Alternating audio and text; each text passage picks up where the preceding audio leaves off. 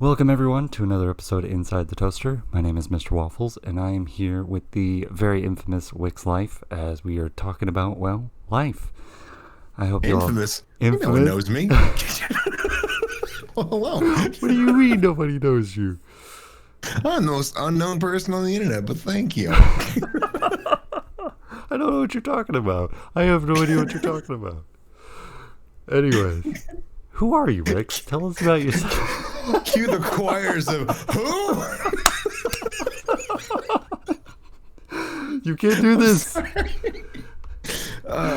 am I? Who are the you? hell are you? What is any of this? What's an aluminum falcon? An aluminum falcon? Did you just say an aluminum falcon? Yeah, a robot chicken. Who's they? What the hell's an aluminum falcon? I haven't thought about about like burnt feet wrapped in leathery bacon. I haven't thought about that in so long. Like So when you we said should try and aluminum look this falcon, when you said aluminum falcon, the first thing that popped in my head was like someone taking like a paper mache model, going, no, that's awful. We're gonna make the Millennium Falcon out of fucking aluminum. We'll call it an aluminum falcon.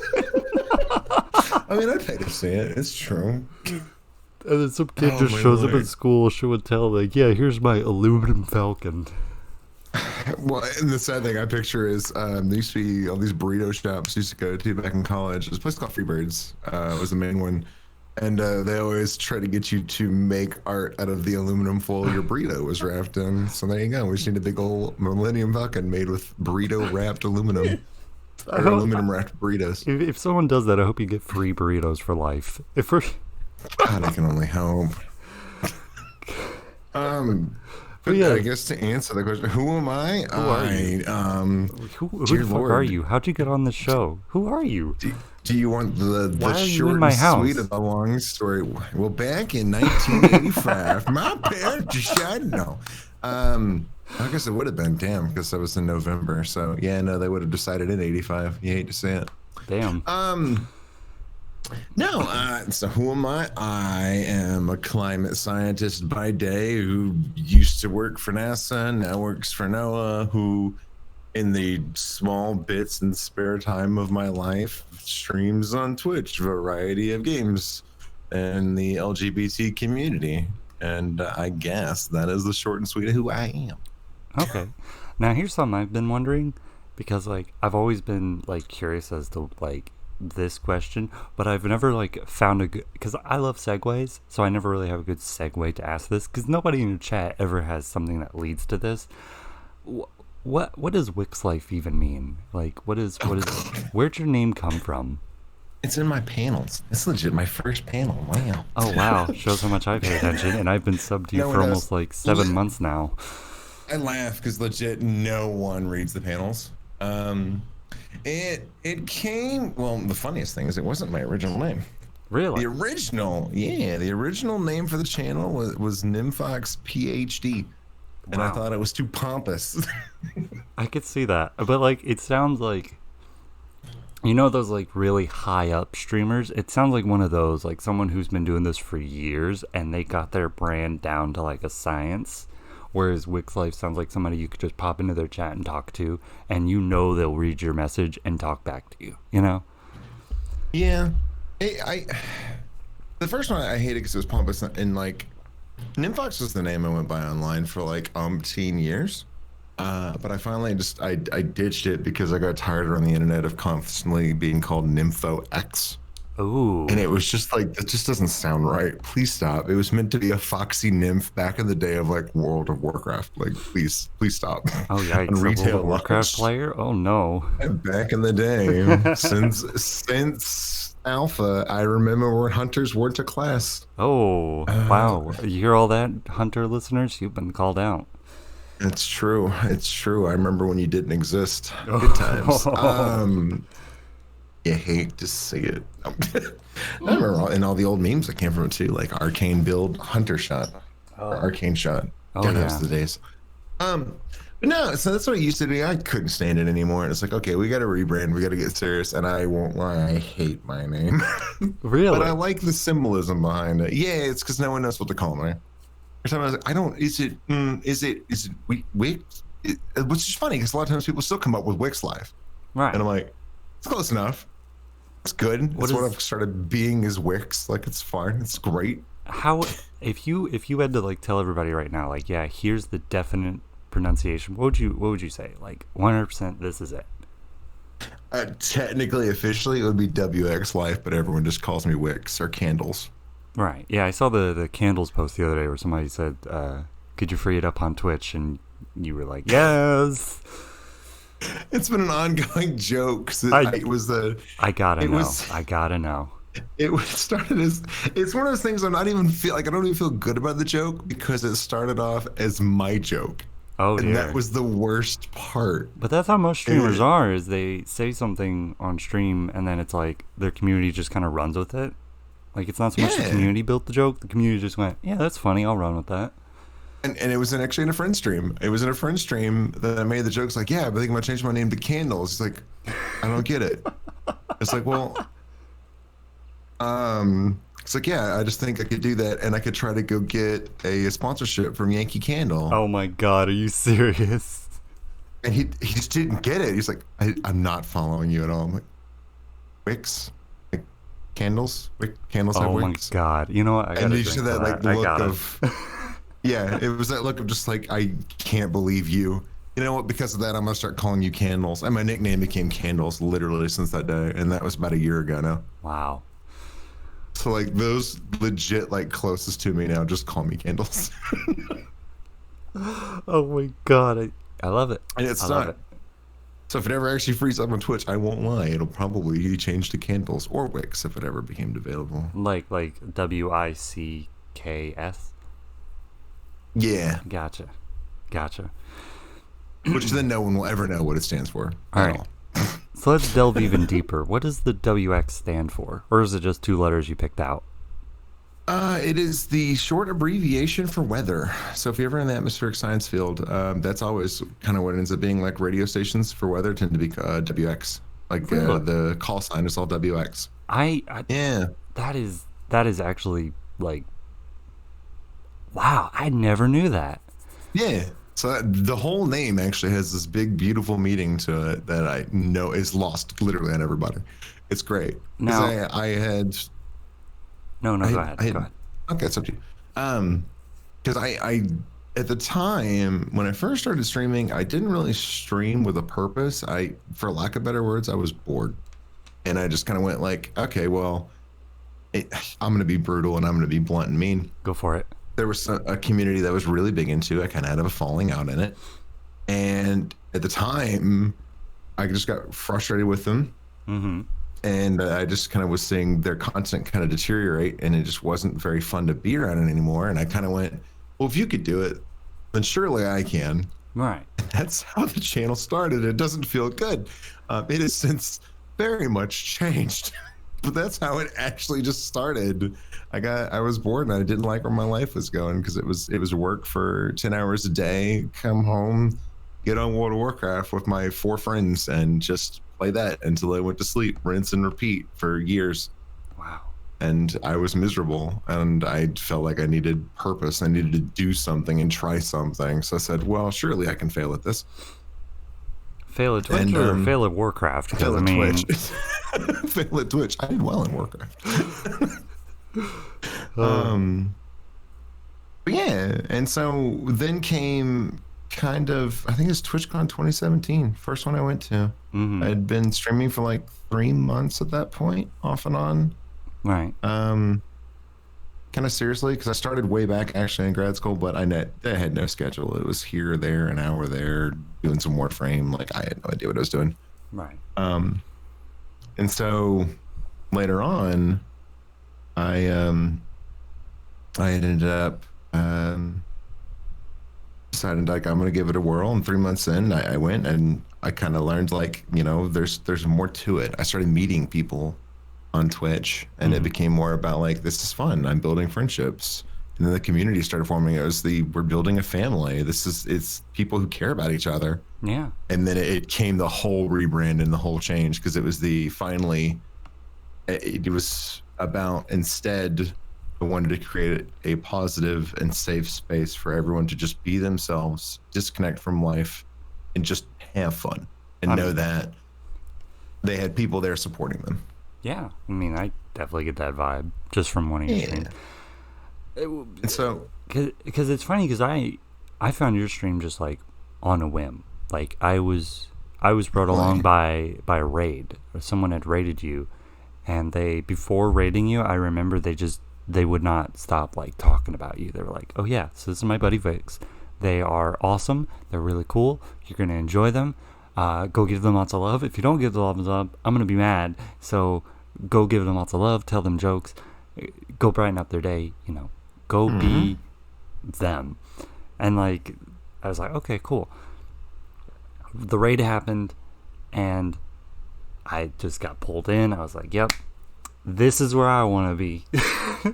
That means so much. It really, really does. I And won't lie. I think I that's a conversation all on its own. On what I was about to say is for me, I feel like I struggle to interest anyone into clicking or coming into the channel on their own. And that's something I need to be working better on at and working harder at. you But like kidding? this, Just the because that's little the one like. thing Sorry, go I ahead. was, I was gonna say, because that to me is, as you said, it's where I think everyone has come from my community. It's from a raid. I Oh. feel like my entire community has been taken from other streamers because that's What? what it ends up being. Is I people end up raiding into me, and that's how they find me because I don't know any other way. That's kind of why I did the raid scenes that I do and go kind of extravagant with it because it's the only way I've met anyone and viewers, honestly. Well, I mean, they honestly like. I think that's like a really good selling point, though. Is like some kind of incentive for helping support you, because some people, they'll like get up and dance around every time they get a sub, or they'll go and Hmm. uh, nuke their character every time they get 10,000 bits. Everyone has like a selling point for supporting the stream, and for you, it's those like improv scenes, and they are fucking comedy gold. And you know what the best part is? Like, I don't know if anyone's told you this yet, but the best part about them is every stream is gonna be like different. Like you could go and watch someone play fucking, I don't know, some random RPG, and you know what you're getting yourself into. But with you, as soon as those raids happen, it just derails everything into this like, what's the word? Chaos. Yeah, like chaos. Like the funniest one to me was you did this improv scene to where Meowmers was fighting back against the giant cat robot. Like that just fucking Oh comedy God, gold. that And then the one. city ended up getting nuked anyway. Yeah, and I sometimes it goes even more off the rails. And I still need to make more scenes that I can kind of blend in with each other because I just love it going off the rails. It's funny because before we really like kind of went ham on scenes and started trying to put some stuff together. It actually just started with the joking burning castle, which is still don't know where. I just found it as a random animation of like Hogwarts burning. Um, but it used to be this ongoing thing. And it's funny because you mentioned improv. Like it used to be this thing about the whole community came up with different reasons for why the castle was burning. It was always Really? I let him in, or I was baking cookies. And it was hilarious because it was always something different, and it was always like start randomly shouting at people and blaming them. It was just funny because that's what it used to start as, and I still get comments that some people prefer the old way because it was just funny. It was I'm good times. speaking just from experience because I don't think I was around during those days. Uh, the first one that I ever saw was Meowmers came on to a news station, and he's just talking about everything that's going on, and talking about the stream, talking about what the most recent raid was, what they were playing, and then an alarm would go off, and then a nuke would get dropped somewhere, and then you would improv this entire scene relating to why the nuke was dropped, what's going on, and it's such a good like selling point. Like, yeah, I want to raid so that way I could see another improv scene. Yeah, that's I think it was a lot of it. It was trying to give the big thing was trying to give something back to those who decided that they wanted to bring their community over because that was my thing too. Is I always want to not only provide a good time for those that come over, but also like show whoever does raid over, like, hey, I genuinely appreciate you and I appreciate what you've done, and I'm willing to go all out for you because that really means the world to me that you're willing to share or expose your community to another streamer.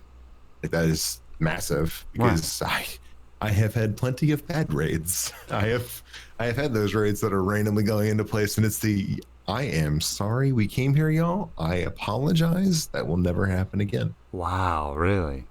Yes, we can talk about anything on here, huh? Yeah, go for it. My most infamous one is we literally nicknamed him Wolverine Penis. Oh God. You know what? You caught my interest. Please, you have the stage. We're playing Gungeon, and it was it my birthday? No, it couldn't have been my birthday. It was I think it was just a day we're gonna raid someone random. I think that's all it was. Like, we'll go find someone who's playing Gungeon, and then looking down in the directory, there was a guy, not very many viewers at all, had his label tagged his birthday. So talking about celebrating his birthday. It's like, hell yeah, let's go wish this random person happy birthday. Why not? That'll be fun. So even came in with a raid that was just happy birthday. And it was like, hi, we don't know you. We just coming in and wanted to wish you happy birthday. Right. I mean, it's good, wholesome, fun. You'd think. Oh dear. We didn't find that. No, we found the most bitter asshole on the internet. I don't know what was going on. Came in, it was right before TwitchCon was going on. I think this TwitchCon 2018 or 2019. Oh, so the one where I met you IRL. Interesting. Yeah, it was right before that one. He Randy was like, oh, and this is how he talked, was evil TwitchCon budgets. Oh dear. Oh dear. Oh, yeah, man, you going? No. I was hoping to. Doesn't look like I can. Oh man, I'm sorry. Well, hopefully you get to go next year. It'll be a fun time. Then hopefully you get to go and you enjoy it. You know what? Forget missing this year. Next year will just be even better. Guess. Like, all right, man. It's just right off the bat, foul mood. Oh, like, all right, dear. We'll turn it around. Like, well, how's Gungeon? It's fine. And welcome in. I just, you don't know me. It's whatever. I can't remember his name even because I just immediately was like, I don't want to be here. I followed and unfollowed right afterwards. Ooh. Was one of those like, yeah, well, some people know me because I'm the guy who just knows a lot of weird things about Wolverine genitalia. Wait, what? What? Whoa, whoa, whoa. What? What? Whoa, whoa. And he kept playing. I'm like, that's cool, man. Like, well, I gotta get some food, so you enjoy. All right. All right, man. What kind of segue is that? Like, I'm the guy who knows a lot about Wolverine genitalia. Immediately left, was just like in the Discord going, I am sorry. One of his mods immediately followed me, and I'm like, I hate this because now the mods would come by. I'm like, hey, remember that guy that talked about Wolverine penises? Oh my God. God. I sure do. Ooh, it was just bad. So yeah, it really means a lot when someone's willing to say, hey, here's my community. I think they like you. You'll like them. Y'all will get along. I'm going to risk exposing them to someone else. It really means a lot. Oh my God. So I try to go a little extra because you never know what you're gonna get. I think we found the title of this episode.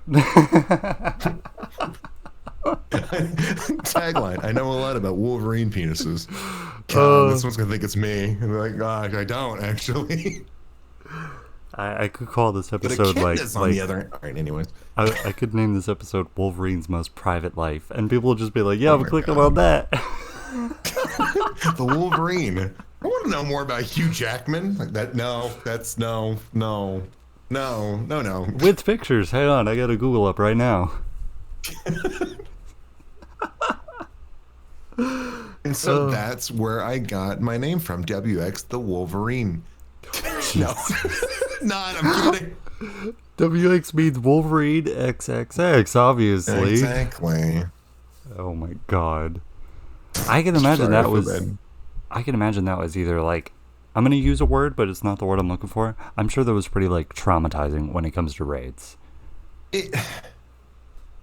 Yeah, no, it's a good one. It's pretty perfect because you're just sitting there dumbfounded, staring at the text in the chat window, going, "I did this. I sent them here." All right, you hate to see it. Why did I do this? Oh What man. a lovely experience.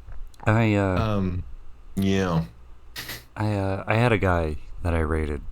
This was when I was first getting started, and I got my first like, because I'm gonna try and phrase this without sounding like pessimistic, but I always struggled to get like above 3 viewers. So when I had like 30 viewers, I was like, spread the love. We're gonna go find someone with 1 viewer right now, and Yeah. I went and found someone with a low viewer count, and I was like, yeah, we're all gonna go here. If all of you stick around, I will, do blank on the next stream, just to kind of encourage people to stay for the raid.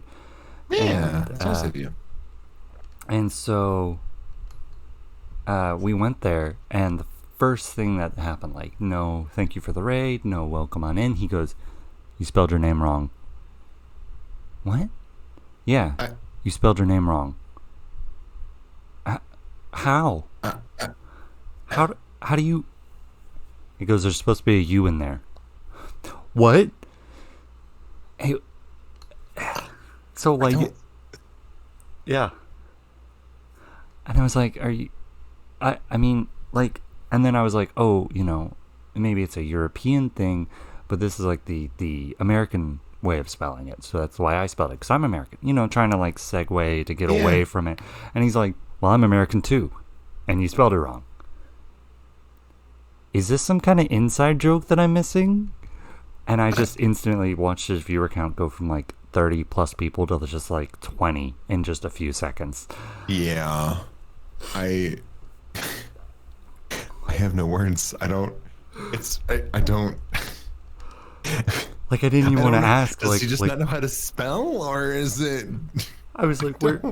Like, I was so tempted to just be like, where do I put the U? I didn't want to engage. I was like, cool, bro. And It then could have been Luftwaffles. I feel that's where it is. oh dear, I hope not. I hope not. I hope not. All right then. Oh. We give Mr. Waffles. Mr. Waffles. Mr. Our Wiffle Ball channel Bat. is based around dogs, and we're the Waff Pack. Oh my god. Welcome to the Waffle House. Welcome to I hate that I just made that. All right. I think it'd be more like welcome to the Wiffle House. The Waffle. And then their and then they just have like, some restaurants have like a little sign that says like kids eat free or something. On my restaurant sign it just says oh whoa, and nobody questions it.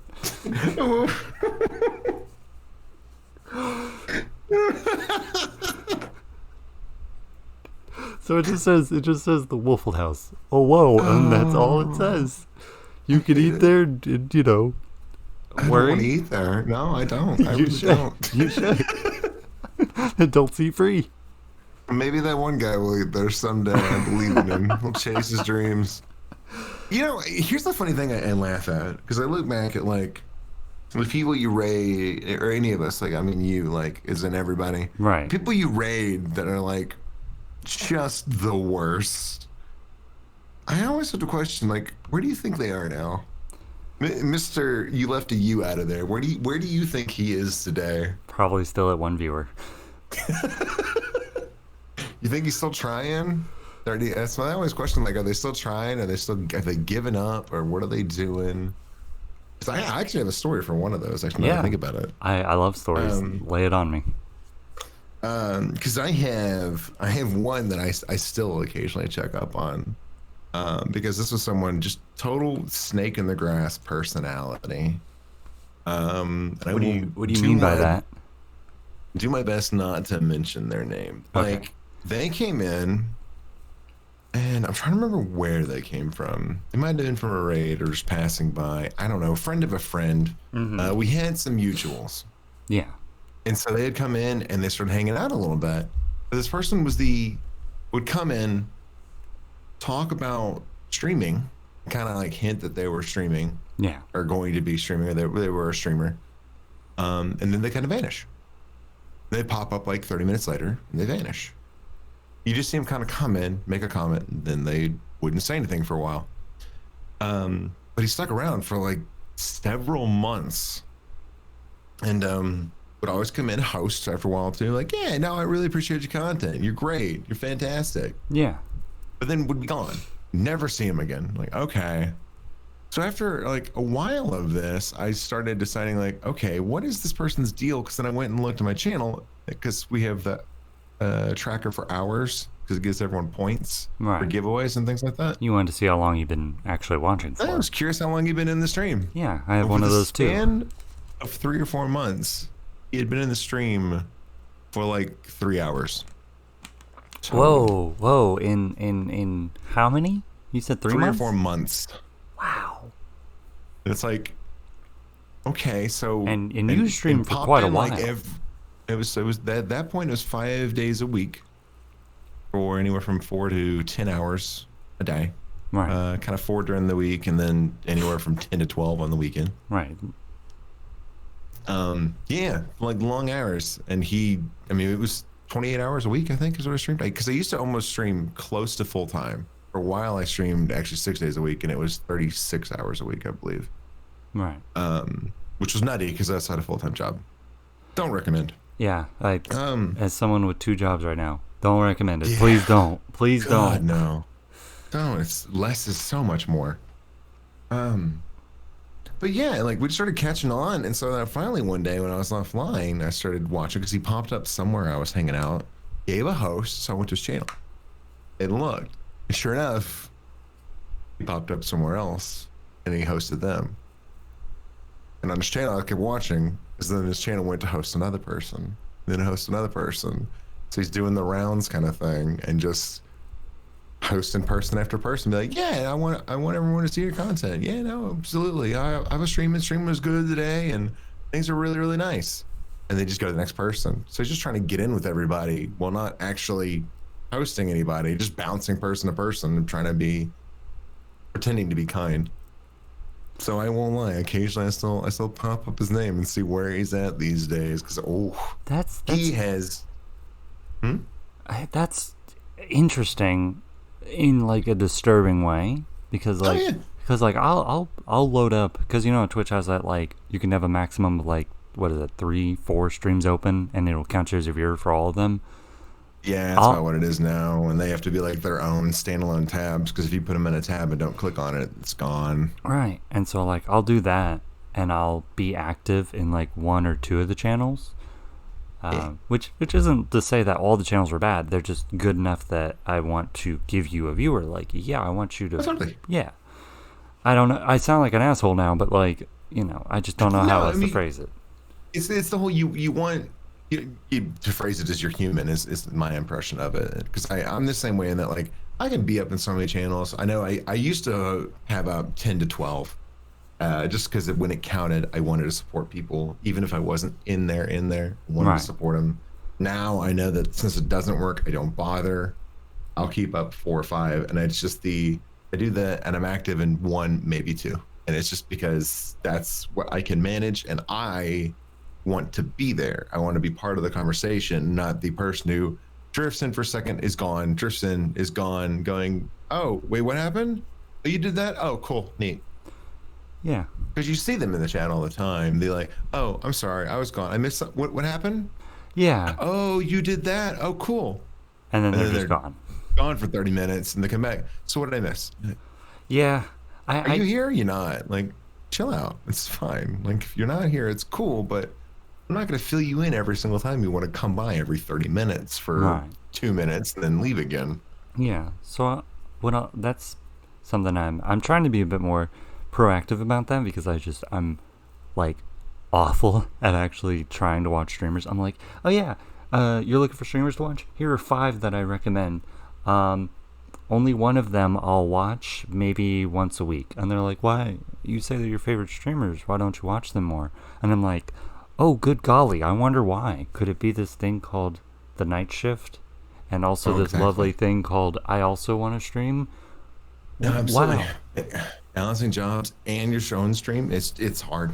It's hard. Yeah. And I mean, that's an entire dialogue topic all on its own. Hey, we got all night. Yeah, I mean that is one entirely of its own. One day I'll tell you what my name means. Um, um, but no, that's a topic entirely on its own because that's the I feel like it's the growth stage as a broadcaster.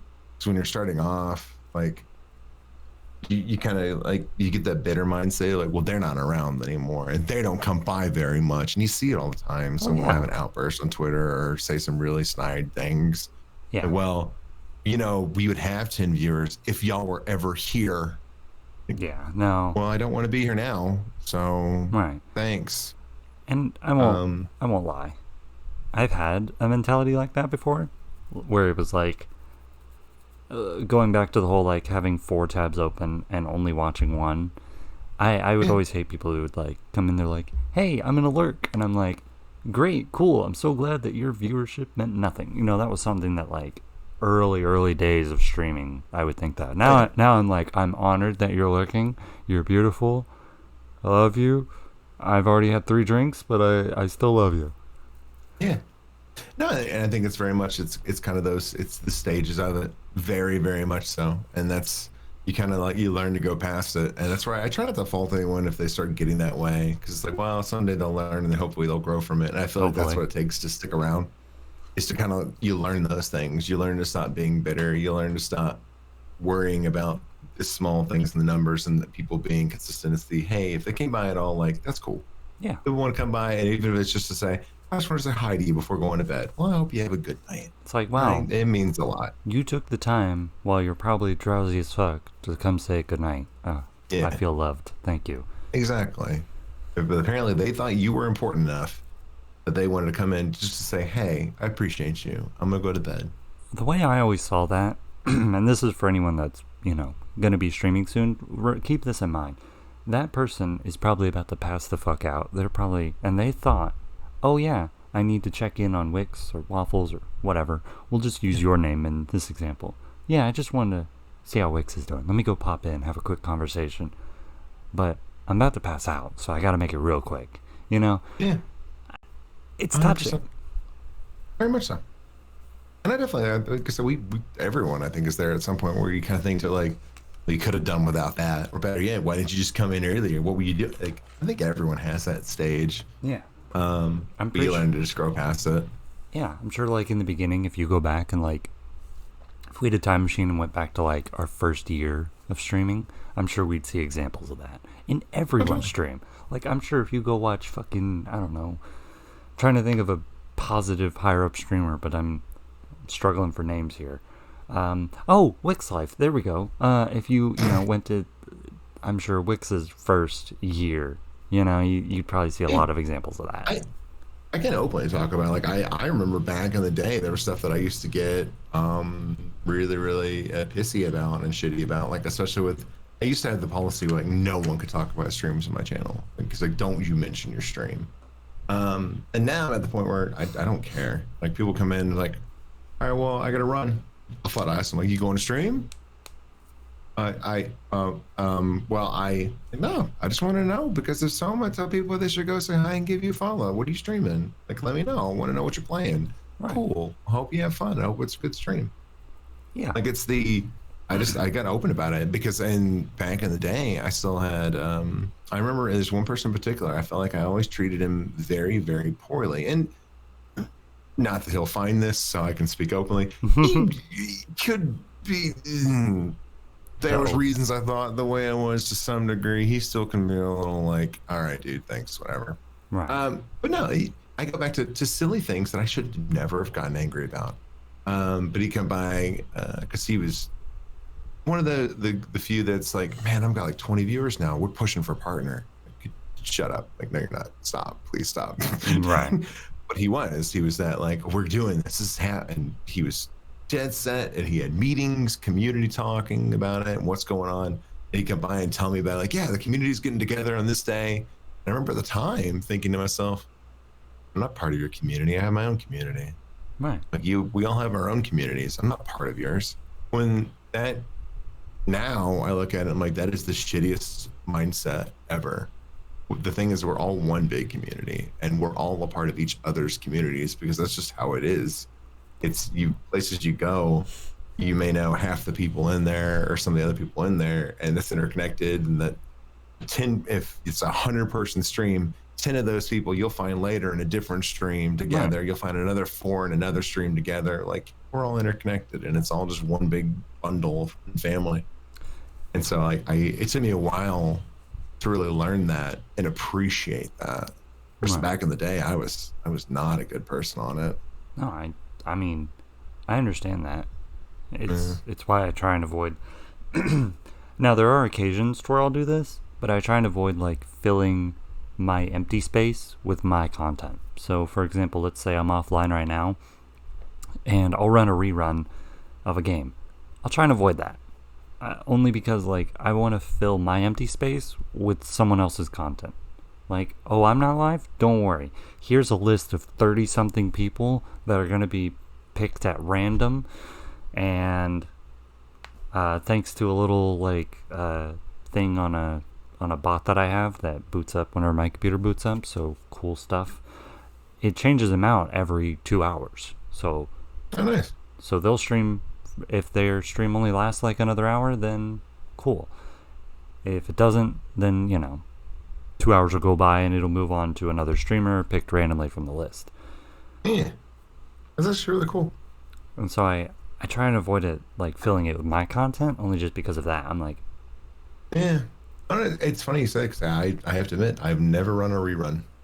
I don't even know how. Is that a rhetorical question, or do you want advice? I really don't need it. I don't really need it. I don't need a reason to have a rerun going. Right. Which is funny, because I mean, no, might not have been a bad one when it's like, I'm going to have to take off this week because family's in town. I could have been at my normal time and just casually run a rerun, but right. No, I've never done a rerun. I think the community would like explode if I did. They'd be confused. Wix, why aren't you responding? I don't understand. I came in your channel and you're not talking. Thankfully, Twitch goes, this is a rerun, like on the borders of your stream. Oh, does it now? Yeah. Good. It gets even better. You want to know, like, here's a feature I didn't even know existed until like this year, is you can upload a stream and have it scheduled to go live on Twitch. So I didn't know that. So this podcast right now, I could take it, upload it to Twitch, and have it go live at a certain time. And I didn't even know that was a thing. Yeah, I didn't either. News to me. But like, I found a lot of big streamers will use this, and they're called like premieres or some shit like that. I don't know. Yeah, news to me. Yeah, right. Absolutely news to me. Oh man. I had no idea. It's funny. Yeah, it's. No, go ahead. I didn't have anything to add. Oh, I was just gonna say it's funny how like me and you probably tell people like, yeah, I use Twitch every so often. I'll watch people and I'll stream myself, and I'm pretty familiar with the UI. And then there'll just be some feature that someone will mention, and I always go, oh yeah, what's that? What's that do? And they're like, don't you know? Totally. Very, very much so. It's like, I don't know what that is. I've never seen this. What are you talking about? That's not a setting you can do. And then sure enough it is. I'm like, oh, well, all right. Who knew? Like when they first introduced the new mod menu, I had my like mod just messaging me, oh my god, this feature is amazing. Why didn't you tell me this launched? Holy shit, I have so many tools. And I was just like, when did they release that? Yeah, 100%. 100%. Alright, here's something I've been wondering. So every streamer, creator, whomever they are, has like that one story that people who know them always reference. So like, to give you an example, back during TwitchCon 2018, I earned the nickname the Elbows of Destruction. And my viewers are probably sick and tired of the story, but the TLDR is I nearly took out some small girl's eye with my elbows. Jeez. Yeah, on complete accident, I should mention. What's yours? What's the story that happened? You say small girl, but I know how tall you are. Yeah. Okay. So what you're saying is average height. I want to say about maybe like 5'3", 5'4", somewhere in that range. Definitely not an inch over 6'3". Yeah. Sorry. I'm still amazed that like people were like, yeah, Wix is a tall boy, and I'm like, oh yeah, I've heard that one before, and I met you, and you're like 2 inches shorter than me, and I was like, yes, I remember finally. that when I met you and tall Matt. I'm like, oh boy, oh boy, that's some height. And then people told me they were like, yeah, Wix is 6'3", and I was like, no. No, 6'5" at least. I got that going for me. I wouldn't mind being 6'3". I also wouldn't mind being 5 foot. I know, because I want to be shorter. as a fellow tall person, I'm sure you can attest to this. All you short people out there, it is not fun being this tall, in no way, shape, or form. So miserable. I will. You can sign up to take an inch from my body anytime you want. That sounded really bad. To take height away from my body any heckin' time, I am okay with it. I'd like to be left with, I think, 5 feet would be great. Like a minimum of 5 feet or a maximum of 5 feet? It'd be great for people to look at me and say, you tiny as fuck, but I can't step on you. This is entering like weird levels. So you want people to step on you, or you don't want people to step on you? I don't want people to step on me. Not my kink. We have found this out. We've explored this on accident. Yeah. I was told the story by Rafe. He told me the story. He was giving me bits by bits as it happened, because he was in a voice chat, and he was like, Wix is giving the option between being pissed on or stepped on, and he's saying no to both. I tried to say no to both, but apparently I had consented to everything. That red box was not a thing to click. That's what I'm known for now, is being the person with the bag over their head. It's great. I love it. Yeah. All because, we decided one day it'd be funny to do Plex Storm streams for charity. Oof. I mean, it was a good time, if we're being honest. Probably not for you. For you, it was probably a pain and agony, but for everyone else, it was a joyous time. I love them. This last one was actually slightly less fun, but I won't lie. A lot of that comes from people just not thinking about what they're saying. Yeah. And this, we had an incident in this last one that kind of started off real upsetting. Because going over to their platform, like, I always feel a little out of place as it is. Because even then, like, when we go over there, we're generally, I didn't look this last time. I know last time when I went over there on Plex Storm, we immediately hit 50 people. Yep. And it was immediately, I was the second stream on Plex. Wow. I was on the front page. Yeah, I remember being told about that. Wix is on the front page. Wix is on the front page. There's a lot of excitement. I'm right next to literally naked D&D, and I think a girl playing Beat Saber topless. There, and then there's me. Hold on, where? House party. Hold on, I gotta. No, I'm kidding. Sorry. Plex Storm. Yeah, you go. Just Google it. Anyone can. It's great. Honestly, it's a great site. It's amazing. You can see all kinds of things. We still laugh because we went over there one day, and it was the Naked D&D group, and they're fantastic. It's some funny D&D, and you can throw money at them, and if you do, they will decide to just go ahead and. I'm assuming we did confirming I can cuss. There's no issues. Yeah. Like, you can cuss. You can talk about whatever you want. I don't care. Dude, I can even hit these buttons. Oh, I hate you because someone did that on the last episode. Someone did that exact same gag. Yeah, go XLR. Oh my god. You can call it out right now. It's exactly what it is.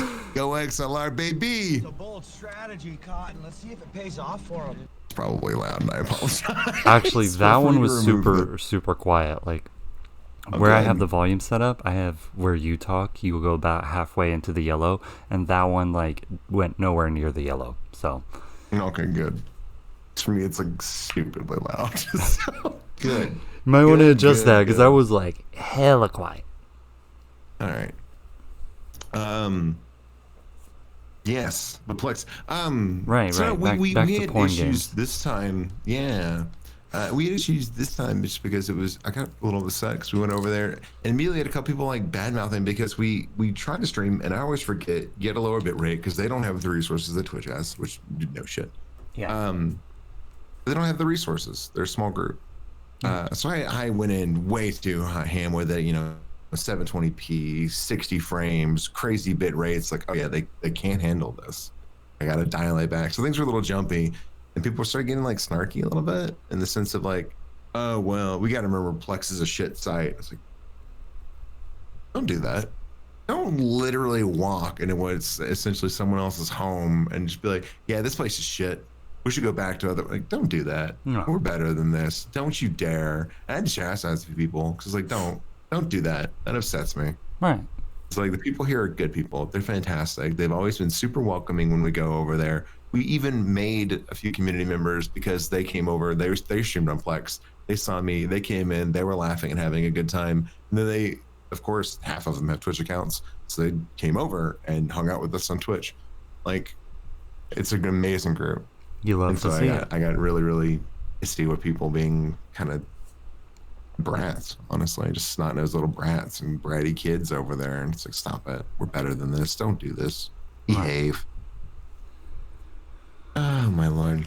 Yeah, that was a story I'm known for now, is getting feet in my mouth and spending 5 hours chasing a bunny girl whose only goal was to step on me and pee on me.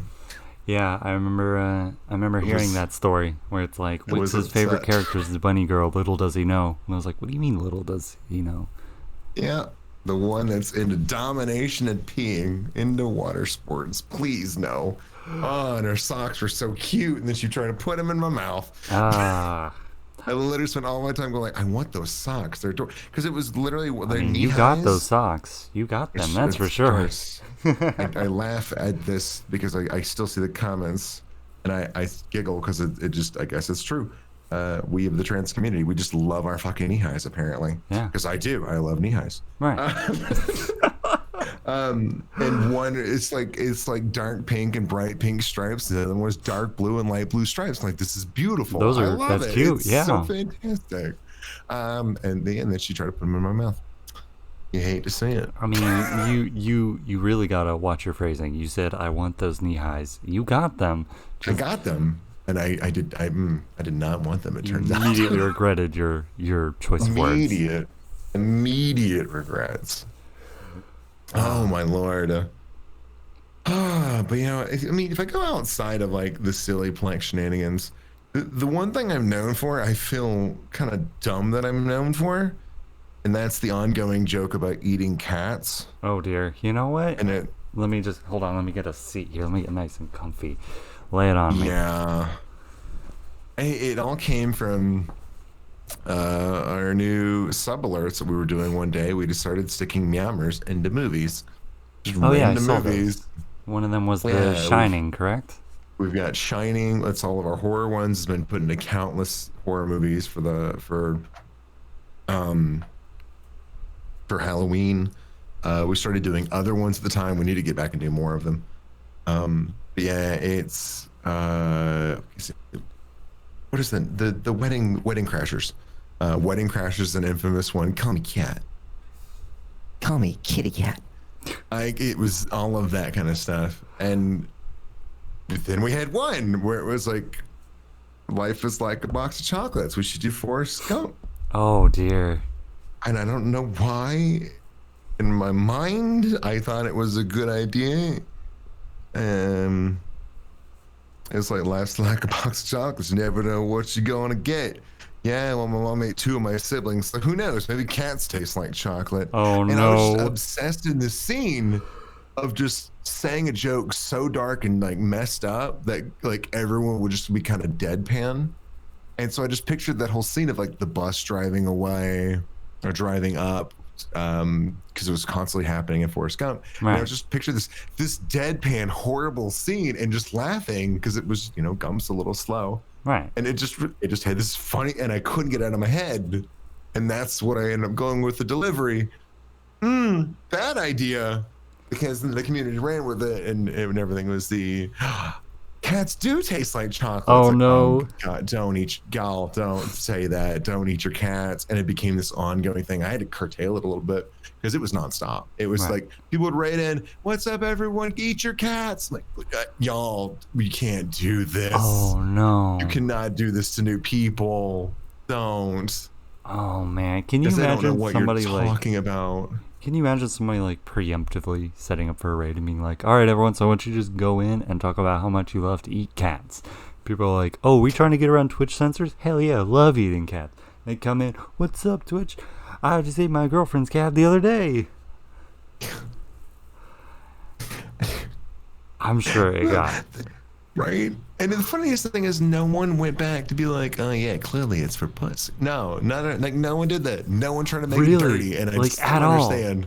No, not as like one, I think. Everyone else is just obsessed with, no, it's like eating your cats. We had to ban a guy once because he started going into detail of how he wanted to eat the cats. And I'm like, Ooh, you yeah. gotta get out. Like this is one of my like most infamous and also regretted scenes at the same time. But I can't get rid of it now because it's just there and it's just known. To this day, I think I'm still supposed to give everyone a emote that's meowmers, but looks like it's chocolate because it's just a thing I'm supposed to do, I think. Oh dear. Oh man. That Yeah. sounds like it got out of hand like way too quick. Because I could imagine like It you did. sitting there like giggling to yourself like eating cats. Yes. And then it just goes to, oh no. Oh no. Yeah, because I admit I have a pretty dark sense of humor. It gets real dark. I still remember one of the funniest things for me, and it's not funny, but in the sense of like funny because it shows what my humor is and how I cope with Right. just things that are incopable for me. Because my brother passed away from cancer. It was, I think, about 2 weeks after that. We were sitting in a VC just talking with people. It was offline, just kind of hanging out.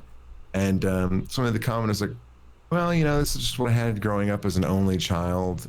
And they were talking about their life. And I kind of went, wait, you're an only child? Oh, cool. Me too. Oh.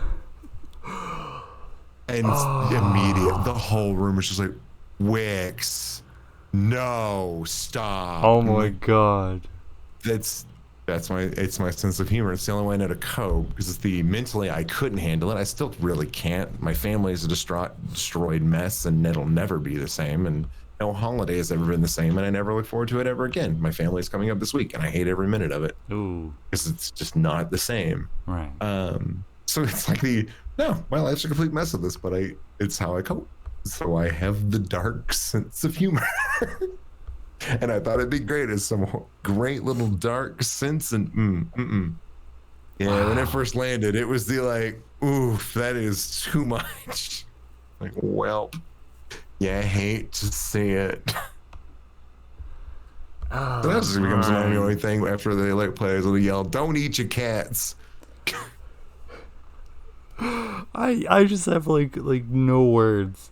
Cause No.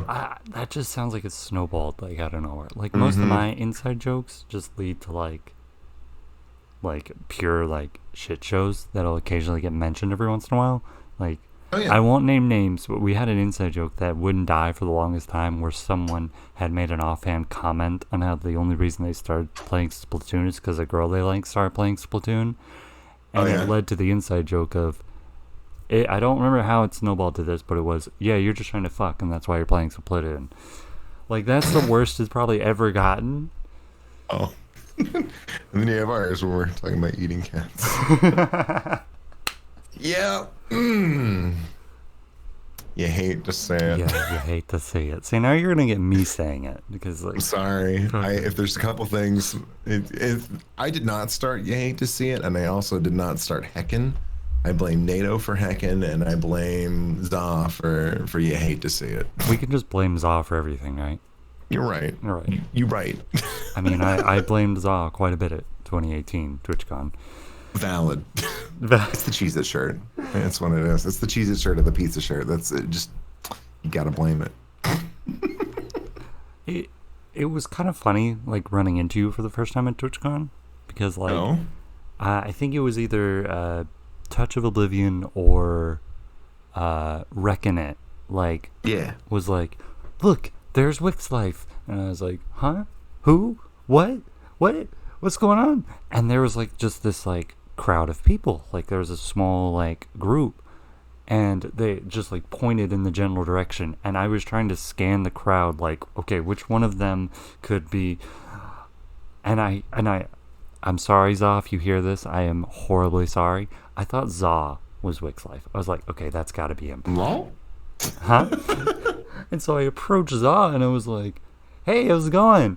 Like, trying to be like really friendly, because I was like, yeah, if my friends are friendly and know them pretty well, then I should also do that, you know?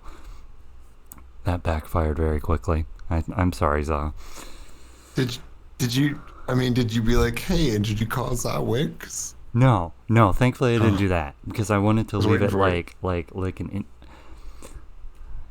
Looking back, I am a fucking awful person, but I wanted it to be very introductory, not like, yeah, I already know you. No, I wanted it to be introductory. No, I feel I feel like that one. I've had the same. I had it recently. Well, recently at PAX East. It's a friend of mine who I'd never just seen pictures of them. They're great person. But I was literally coming out of the bathroom and it was, hey, Wix, good to see him. Hello, you.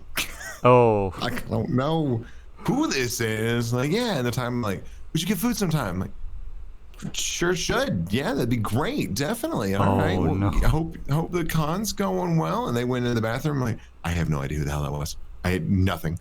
Didn't say a name. The badges didn't have names on them. It was not like Twitch, obviously. It's PAX. Yeah. The most they have is identifiers on them for pronouns. Like, so took me a while, and then finally later it's like, oh, someone's supposed to be here. Oh, I bet that was so and so.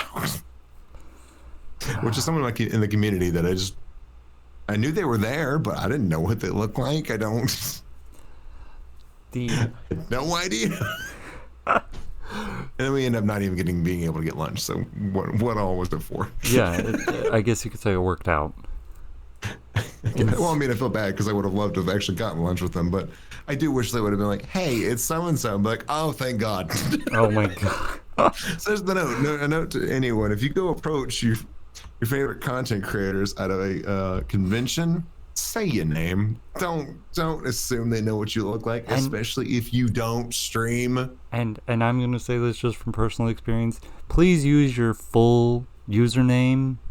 Don't use like nicknames or like partial username, because I swear to God, your content creator is going to go, oh, okay. So you're one of the 7. Yeah, dude, it's me, Monkey. Like, I don't. All right. Well, I know 4. Yeah, that one. Sure, one of you. Because there's again, not going to do any names because I don't want to call out, because I'm sorry.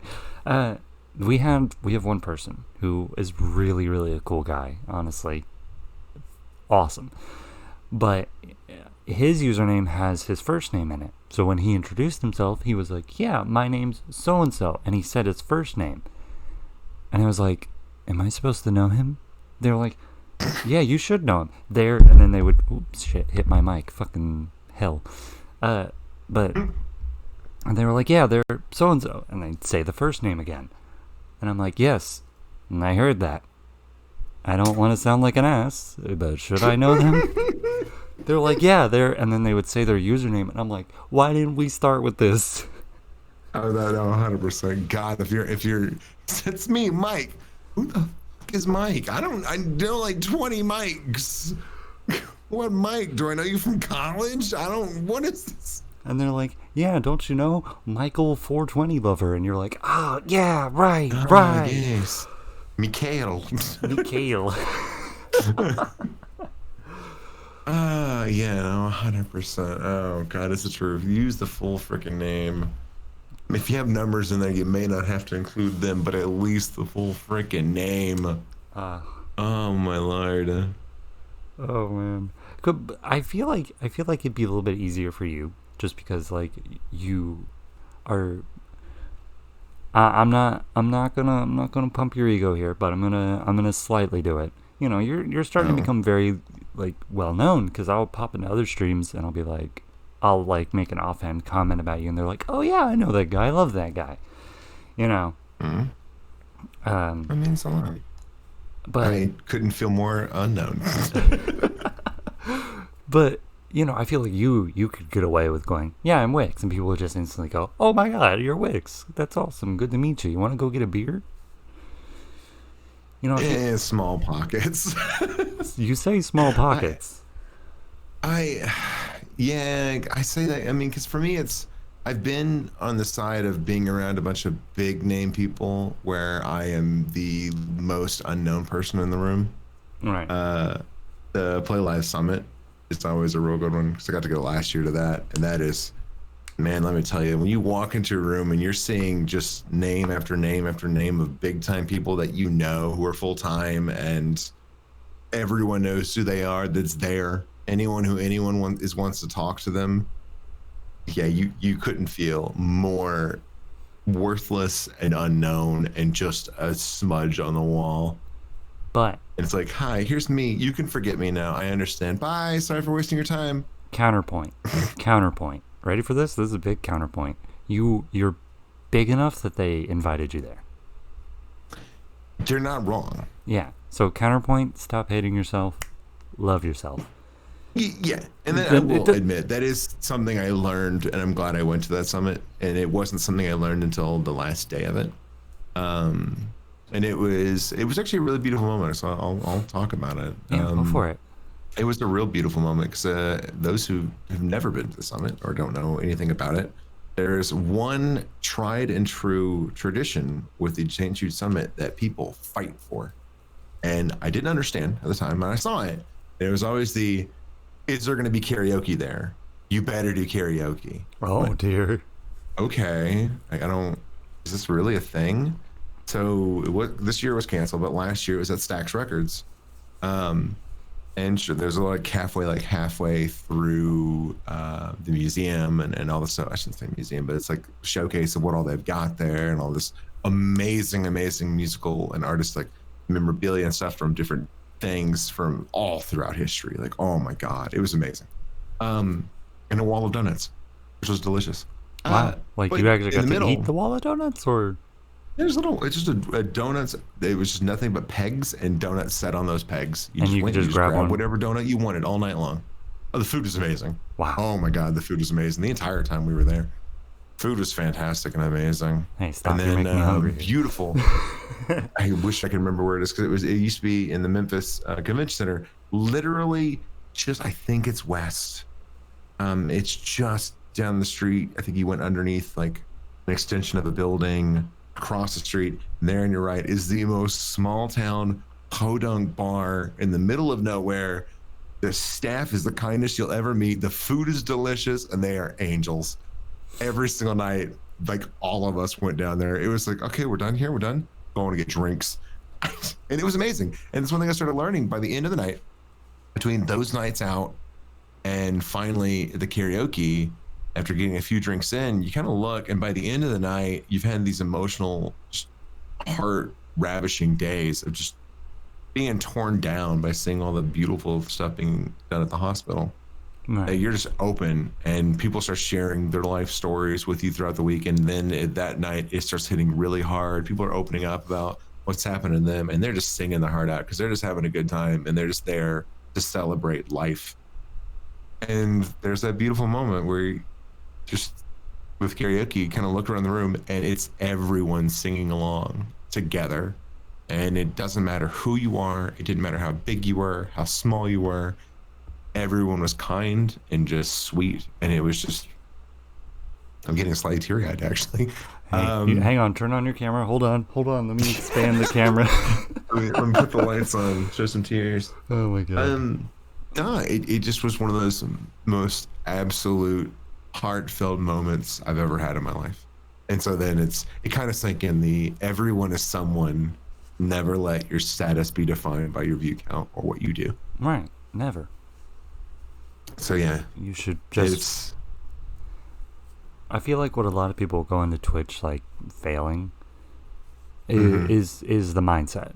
If you go into Twitch trying to make it big, or because you saw one streamer and you're like, oh yeah, I play as good as them, I bet I can make it, and like not realize that there's so much behind the curtain and so much built into like a personality and a brand and a community. Oh yeah. And so many streamers I've seen just fail, and then they're spiteful towards Twitch, and they hate the platform, you know? And then they go like, oh yeah, you're a Twitch streamer? Bet you threw away everything, huh? I'm like, no, just have fun with it. Yeah. Oh, it's the truth. You got to have the right mindset, because if not, 100% it fails. I've started telling people that, to me, honestly, the hardest thing the hardest thing about being on the platform for so long is honestly now looking at, well, it's hard to gain followers, it's hard to gain this, hard to get concurrents coming in.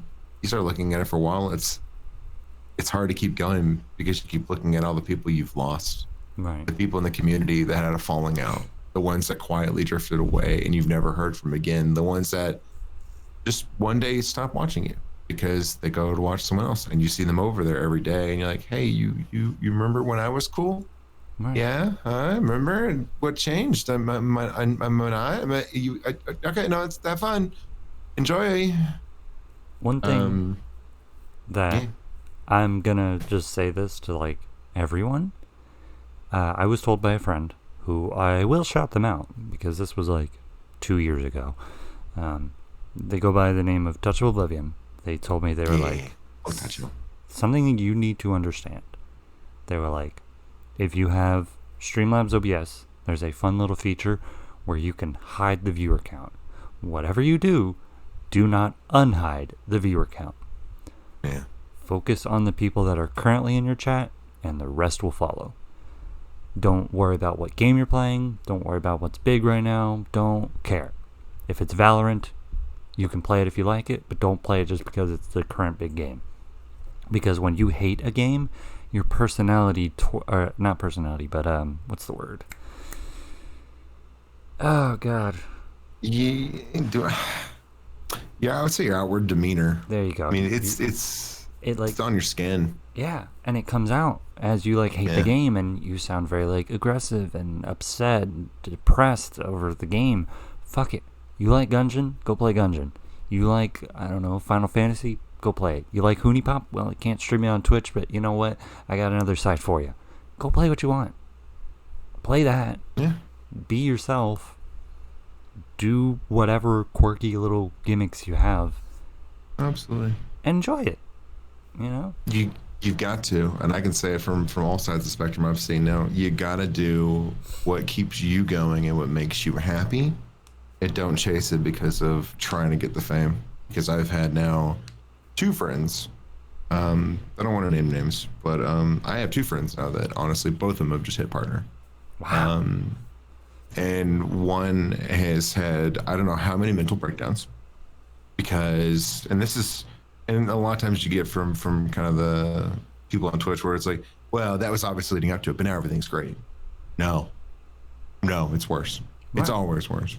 Yeah, as soon as they've had so many breakdowns now as a partner, because I got partner, people started leaving. I got partner, and now if I don't play insert this game or this game, people leave.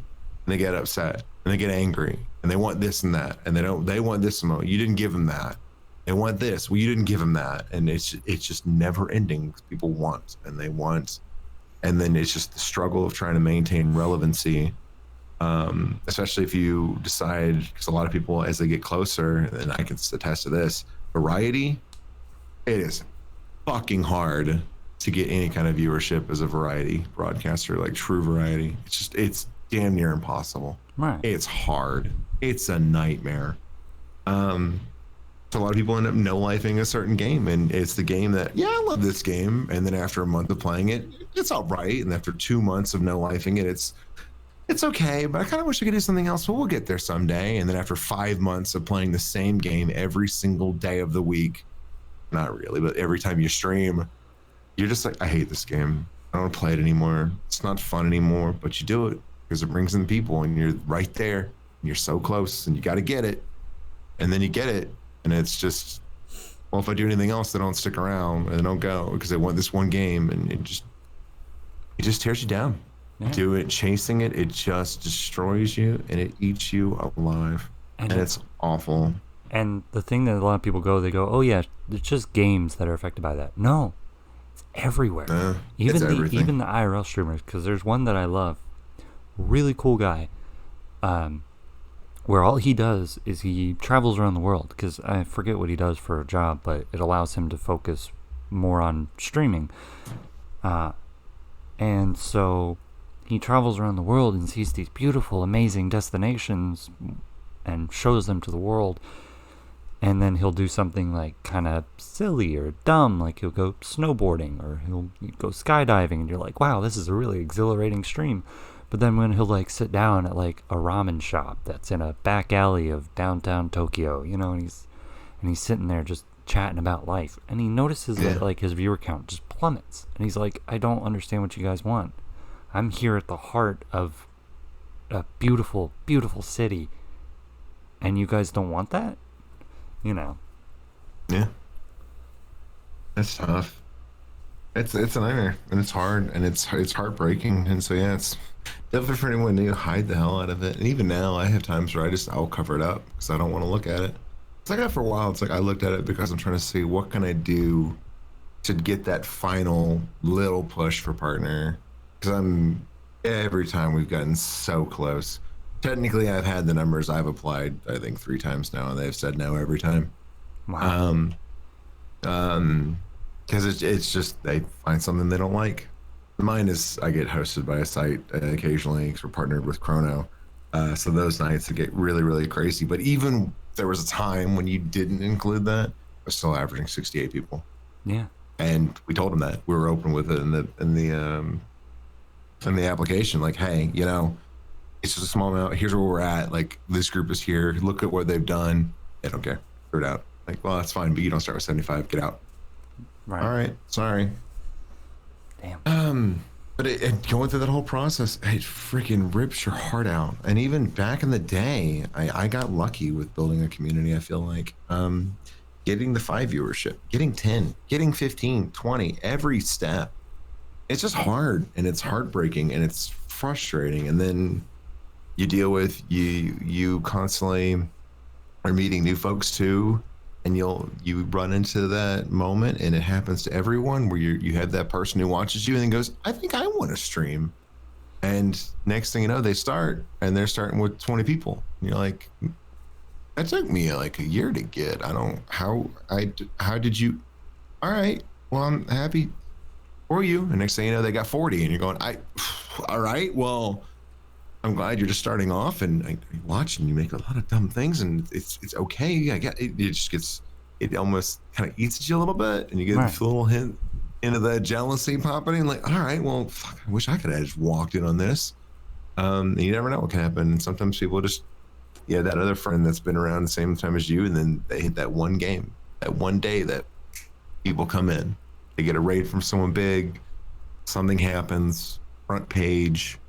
Anything else, next thing you know, awesome, they've got 100 people every day, and you're like, I'm real happy for you. Because you are, but then at the same time, it kind of hits you like, damn, wish I could do that. I wish I had this opportunity. I wish I knew what to do and it just, every day it tears at you a little bit. Right. I won't lie, I've gone on record a couple times now, and I still will any day of the week. You can quote me on this, tag me if you want, use me for a reference. I have a PhD in atmospheric science. Streaming is harder than getting a PhD in atmospheric science. Wow. It is mentally exhausting, draining, frustrating. And my PhD drove me to the brink of suicide. So there you go. Wow. I'm just brutally honest. Yeah, no, that's what we're all about.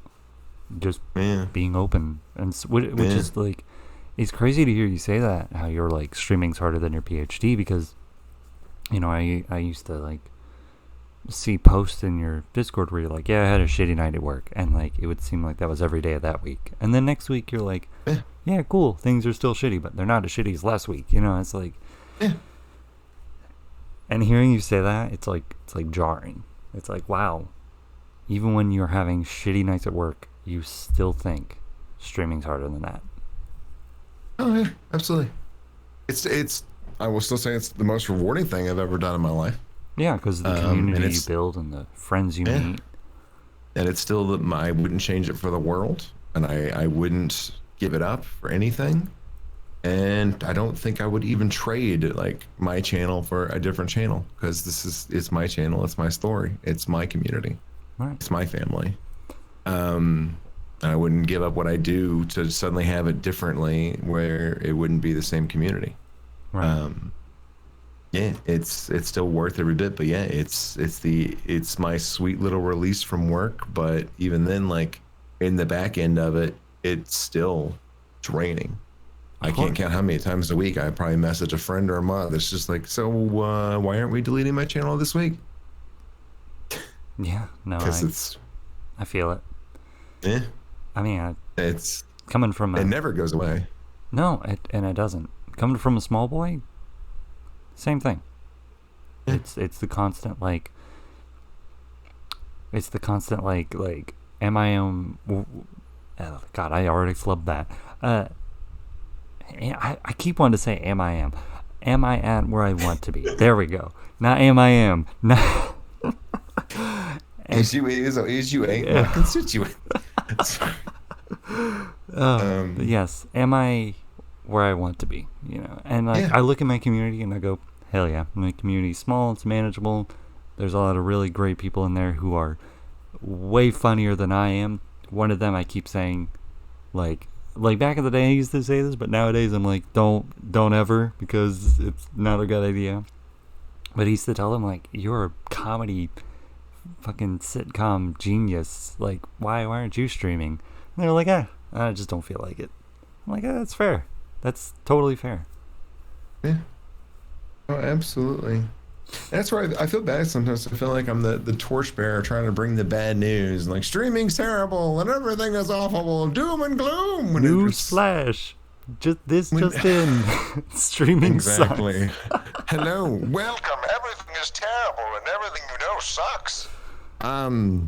It's more of like I preach it, and I preach it the way that I do, because in the end of the day I try to kind of warn streamers, and not in the sense of like, stay away, this is what you're dealing with, But be careful.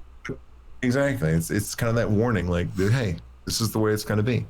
If you think you're different, won't be, unless you change your mindset.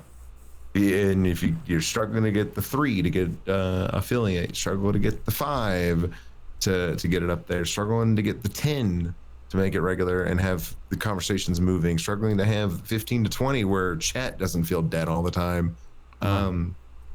It's that whole, every step of the way, it's hard, and it never will end, in the sense of like, you will always have in your back of your mind, because it's human to want to succeed and to do well.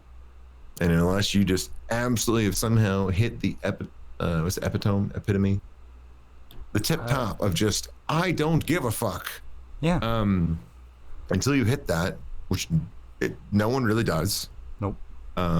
You find ways to care.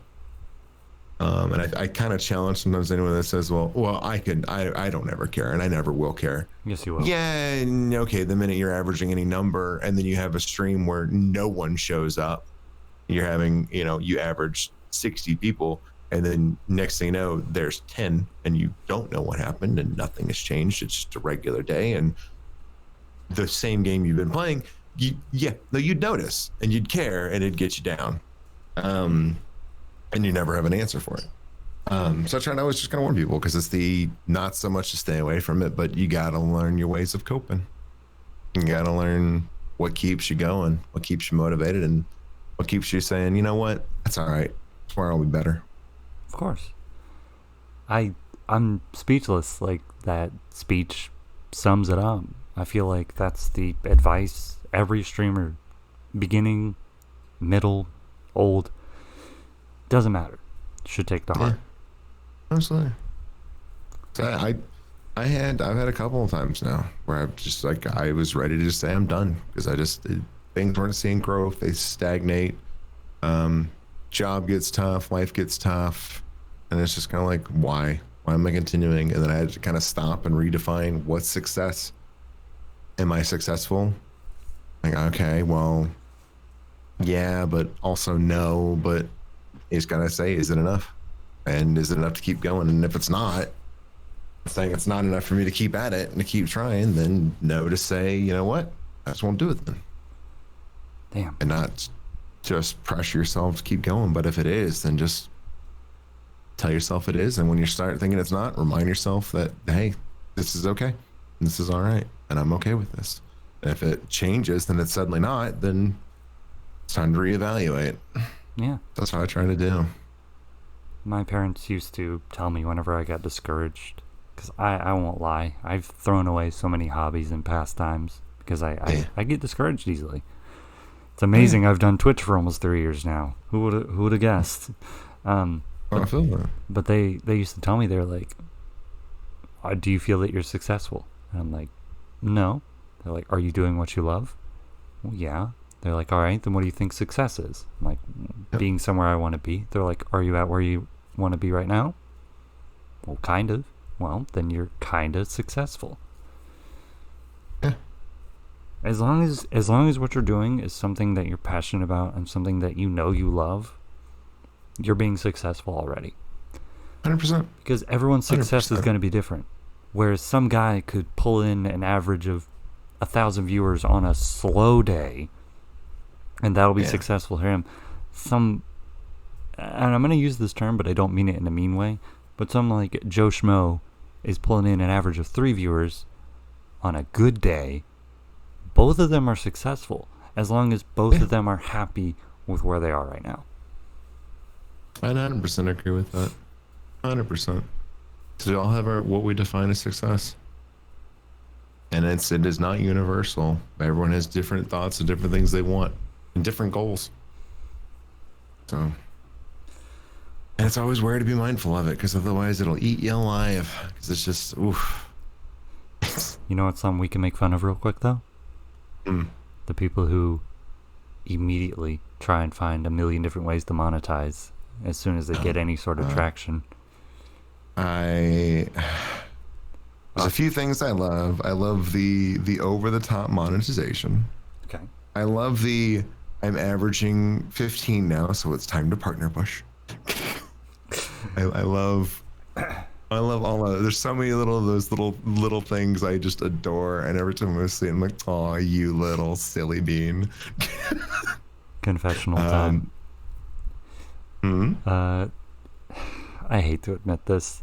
During my first year on Twitch, and I'm gonna look like a fucking hypocrite, but here we go. Uh-oh. On my first year of Twitch, I was pulling in an average of again, this is only because I was playing Jackbox and that was it, and that game fucking ate me alive because I got so bored of it.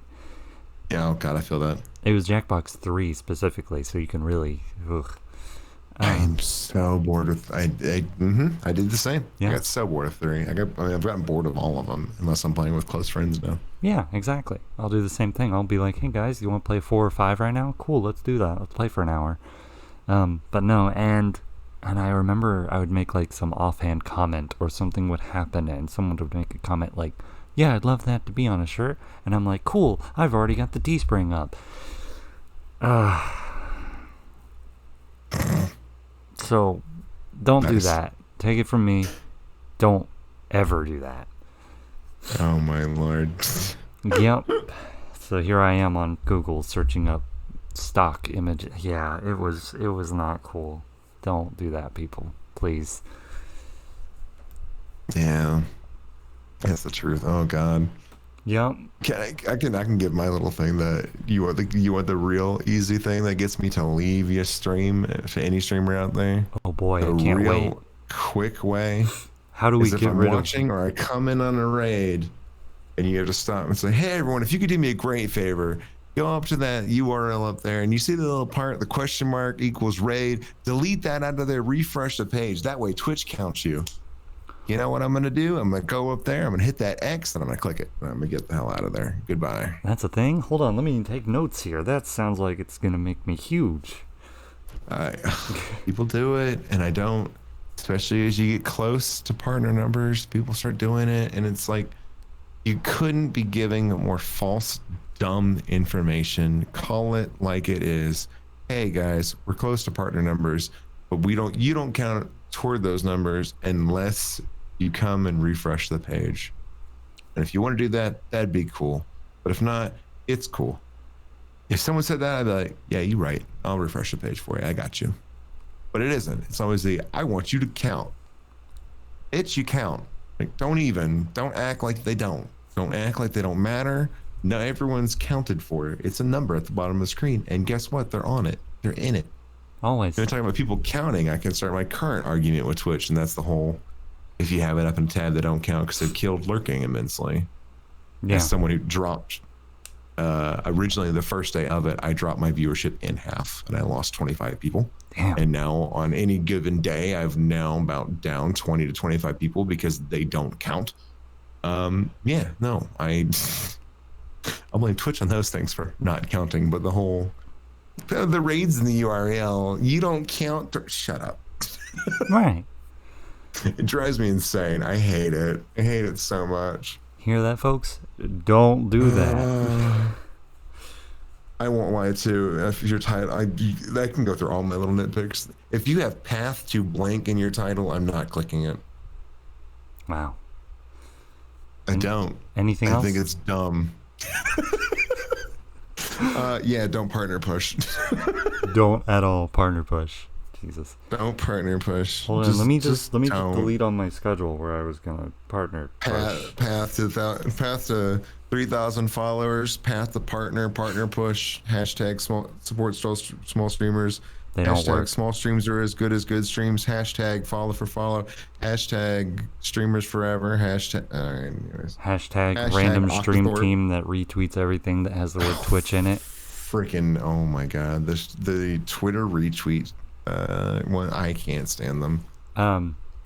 So again, not name calling, but I remember when I started getting some like traction on Twitch, and I would start posting my like Twitch announcements on Twitter. This is before Twitter did their stupid thing where if you had a link, they would like kind of remove you from the algorithm a little bit. Yeah, I know. I So, know of it. I don't think it's accurate though. I think I've started learning little things, but I think it just depends, honestly. I don't think it's all links. I just think it depends on like the situation. I think if you just put text in the same link, I think it does kind of slide under a little bit. But I would tell you different images, different GIFs, particularly selfies. Oh, they do well. Yeah. Oh, they do very well. Yeah. So much better. It seems to get seen by more people. I don't know, maybe that's the algorithm. I don't know. I don't know. Twitter's algorithm makes me want to, curl up in a ball and go back to 2014. Yeah. It's but no, I had someone who contacted me like it was almost instant because I had open DMs. Still do. Feel free to send me your memes on Twitter. I had someone who DM'd me and they're like, "Hey, we noticed you're an up and coming affiliate," and like I had already reached affiliate by this point, so that part was already wrong. And they were like, "We are a stream team called, I don't know, Nuts for Jesus, and we're just wondering if you wanted to work with us, join our stream team, and allow us to help you grow all the way to partner. Here's a few links to other streamers that we've helped out that are now partners. As you can see, they have our stream team in their stream team." Like, where it says like stream team and then it would say that. And I'm like, yeah, but this doesn't prove anything. This just links me to other streamers. Yeah. And I've just instant block. No thanks. Have you been on the teams that do that kind of stuff too? Because that's the great ones there. Yeah, those are totally all about building up their team. I had a team that they one day implemented a lurk page, and I kind of got wary of it. I'm like, I don't know how I feel about this. Like I didn't like it, and gotta tell you, it was. What I loved about it is if you started paying attention to it, you notice little key things, and some of these stream teams do it as well because a lot of them have like lurk pages and things like that. Yeah. It is kind of tried and true pyramid scheme. Yep. Because very, very much on that one I had to laugh, but they're giving the team, there were 2 people that if they were live, they were first and second on the alert page. Oof. That's the way it was coded. So that way And they'd set. always be at the top. They're always at the top, and they're always getting the views. This is before Twitch hit the alert pages hard. So you could have gotten partnered on embeds and all that kind of stuff. Wow. Oh yeah, that's where there's entire brackets of it. Like I said, I'm partnered with Chrono, and I love and adore them dearly. Chrono.gg, and they're a fantastic group. They're very, very kind, very, very sweet. Great deals on a bunch of games. I'm not trying to sell y'all them. I'm just hold on. Are you advertising on my not show? trying to. I'm trying to say I'm not trying to do that. I'm just the thing I'm about to say could be strewn as negative toward them, and no, I want to emphasize like they are gyms, and I'm very, very happy to be partnered with them. But before things were changed, you could ride them to partner easily. Really? Because you get hosted. Oh yeah, I had a friend who I adore her, and she does very, very well now. And she's found her pace. She's found her own setting. She made friends with top echelon streamers, close to them, like AKA invited over for Christmas. Like she does very well, and I'm actually very, very proud of her. But I get frustrated because if you go back to it, she got partner off of that kind of stuff, the shady embeds and things like that. And when she got called out on it once upon a time, she attacked. Because I think I asked her at the time of whether or not I should try to look into going with a group. Does she feel like it helps with numbers, bringing people in and trying to get a community going? And she kind of jumped on my throat a little bit about like, no, you don't need that kind of stuff. And the people constantly think you did it by embeds, but you worked your ass off. I'm like, I didn't ask about this. What the fuck? What is this shit? Why are you so angry? Hang on, hold on. What? Oh man. And so it's kind of funny stuff. But no, she very much was averaging 40 and then did that. And next thing you know, hey, look, we got partner in a way. That's the kind of stuff. Enter the Gungeon used to be notorious for it, actually. There were several people partnered because of Enter the Gungeon. Damn. Yep, because it has the wiki page, which hosts the stream. Really? And we saw it once because I panicked. Because I was sitting playing Enter the Gungeon one night. I averaged like 30, 40 people at the time. Yeah.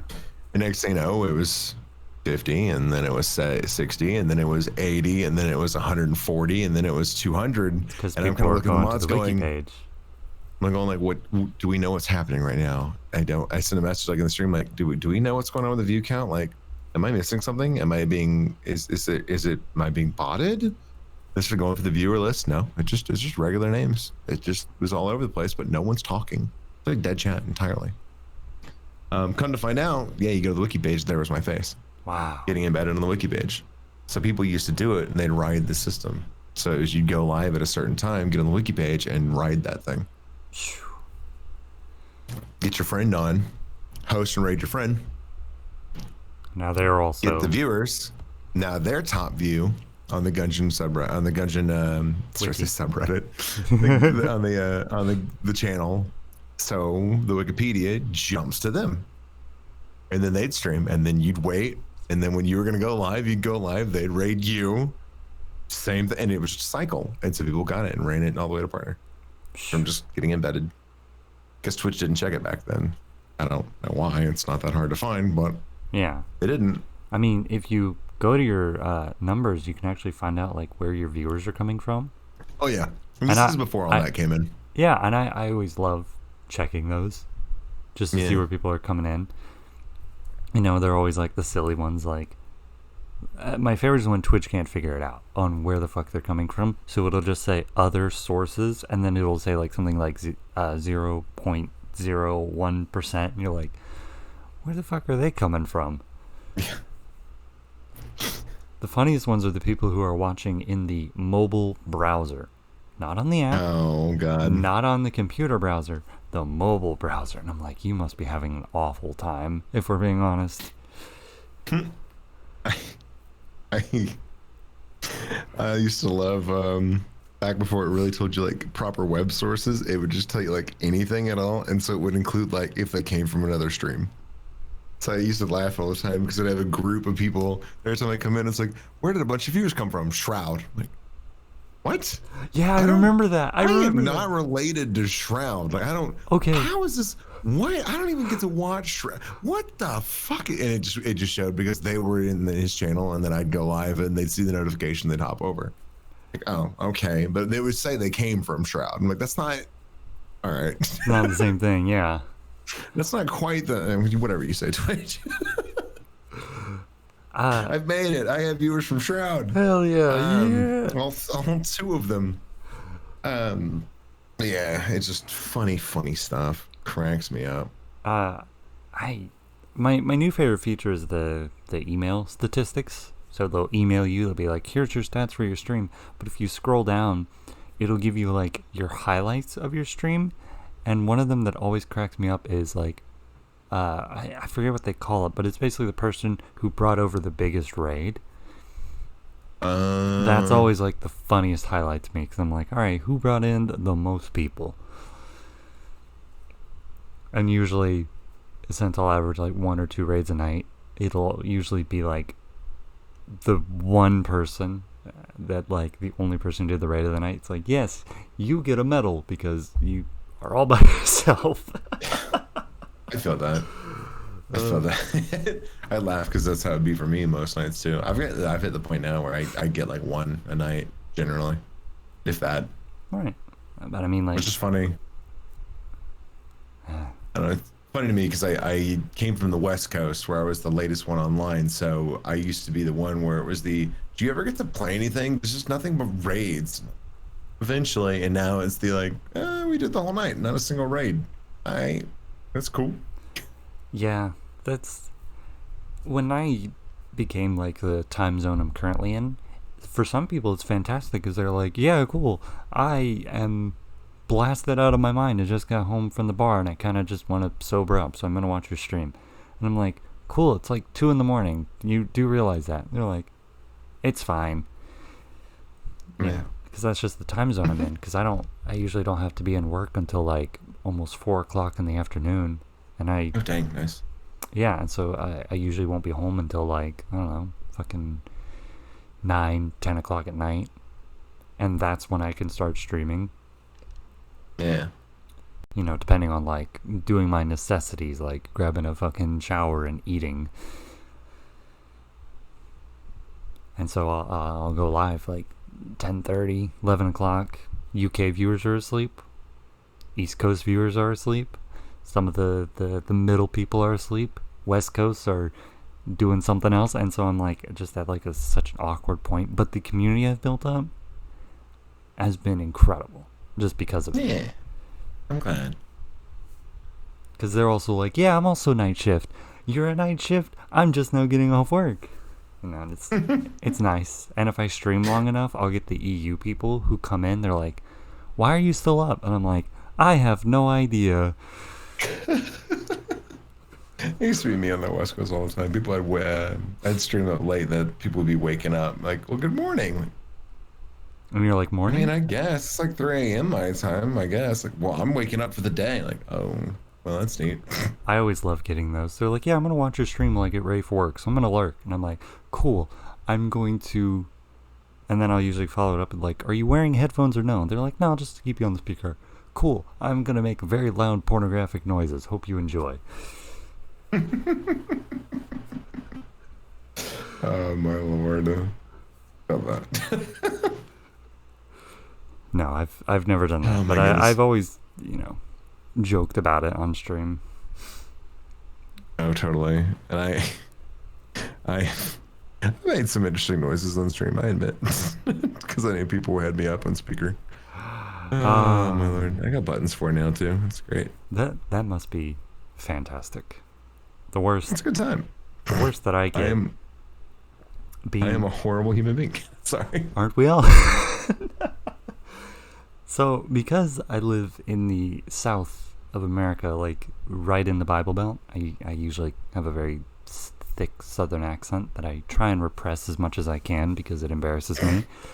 Same. But if I start laughing at just the right point, I get into the yuck, yuck. and it is awful and disgusting. And I try and hide from it as much as possible.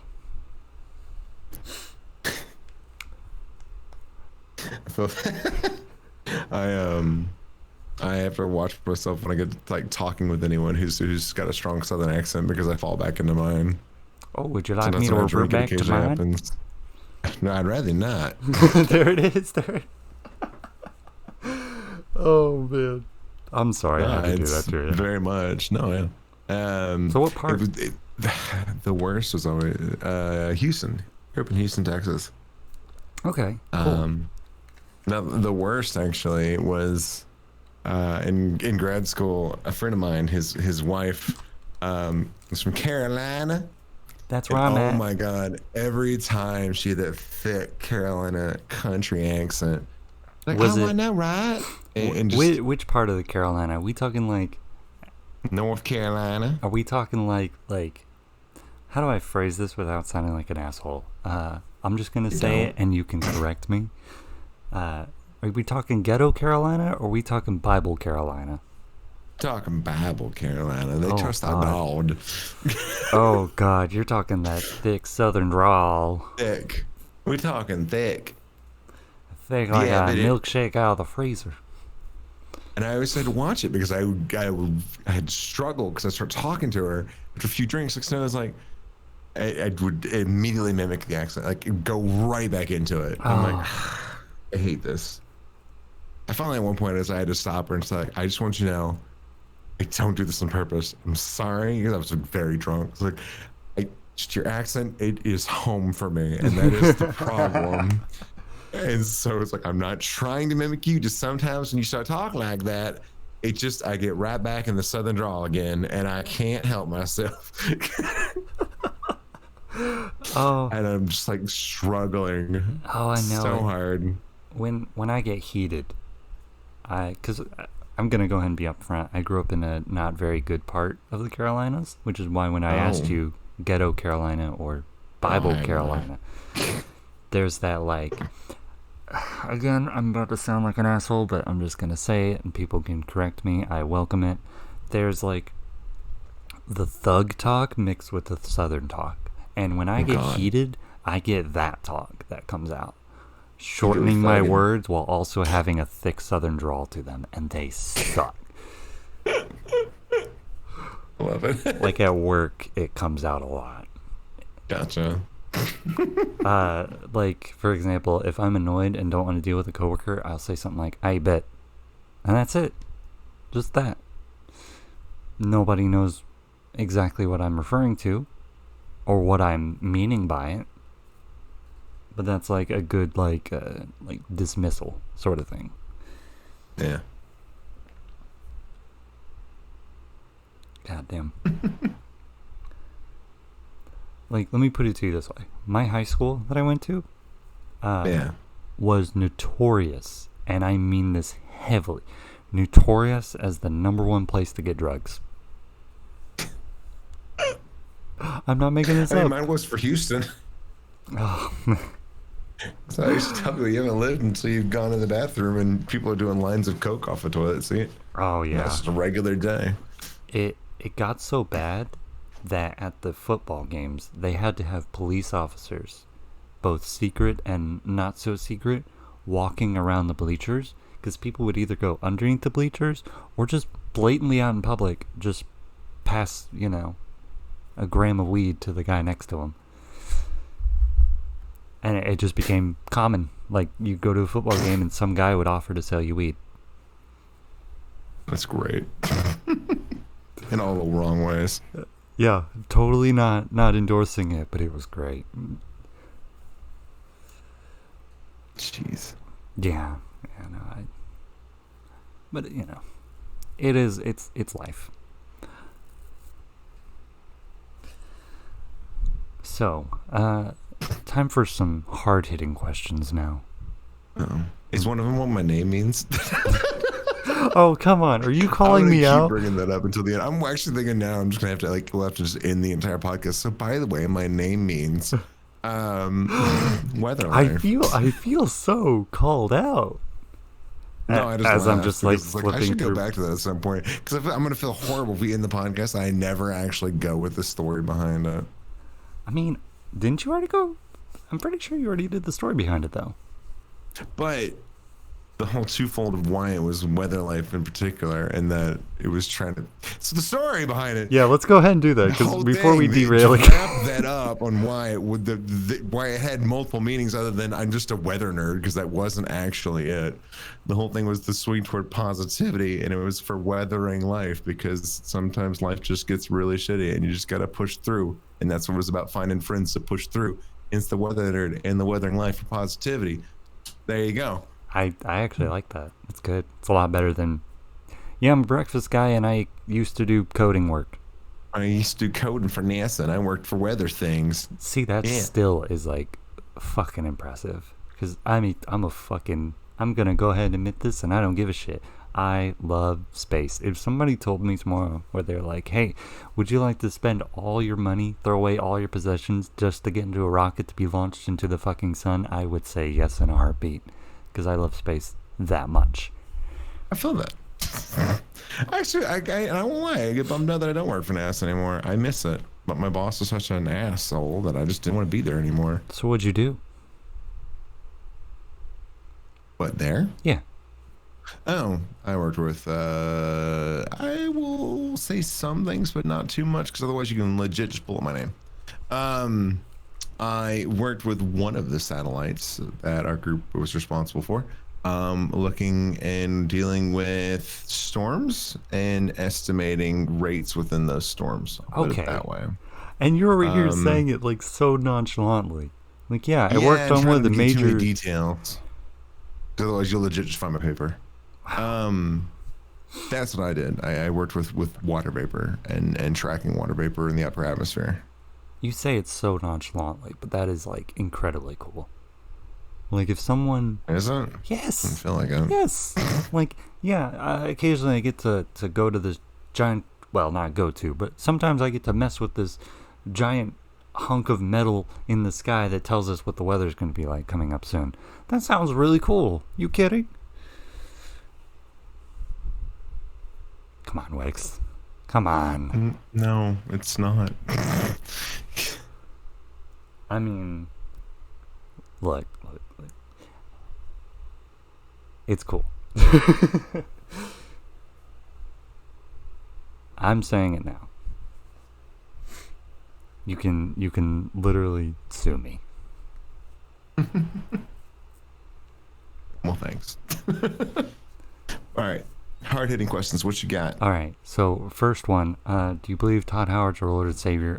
Number two, how tall is Todd Howard? Number three, when was Todd Howard born? Also, number four, do you think that if Todd Howard approached you at a Fleetwood Mac concert? No, I don't exactly. I'm tired of Todd Howard approached me at a Fleetwood Mac concert to whisper in my ear about how amazing Skyrim is, and I can play it on my fridge. I still have that in my head to this day, and it has never, ever left. Ever. Oh, man. You know what's funny? That whole meme of how, like, that video started off when I had Song Request on, and someone in my community was like, hold on, does it have to be music? And I was like, I mean, I was like, this is a very dangerous territory, but there's only like 3 of you here right now, and I know all 3 of you, so I'm going to go ahead and say yes. And that was the first video they played. Was that video? It just sounds so Because bad. they A random peeing, the coughing, I hate it. Sorry, what now? Oh, So you're talking about the peeing, video. Coughing, all of it in the video. I hate it. It's good. Oh God! I'm a it random guy triggers me. flushing the toilet as Todd Howard approaches you closer and closer. Oh my God! And the new upgraded graphics on there, 4K resolution. As you just hear the sound of pissing in your right ear. Because let's not forget that I think it had directional sound in it too. It did. It had that Oh my 3D God. audio, and you can hear the sound of like Fleetwood Mac getting louder as somebody open and close the door.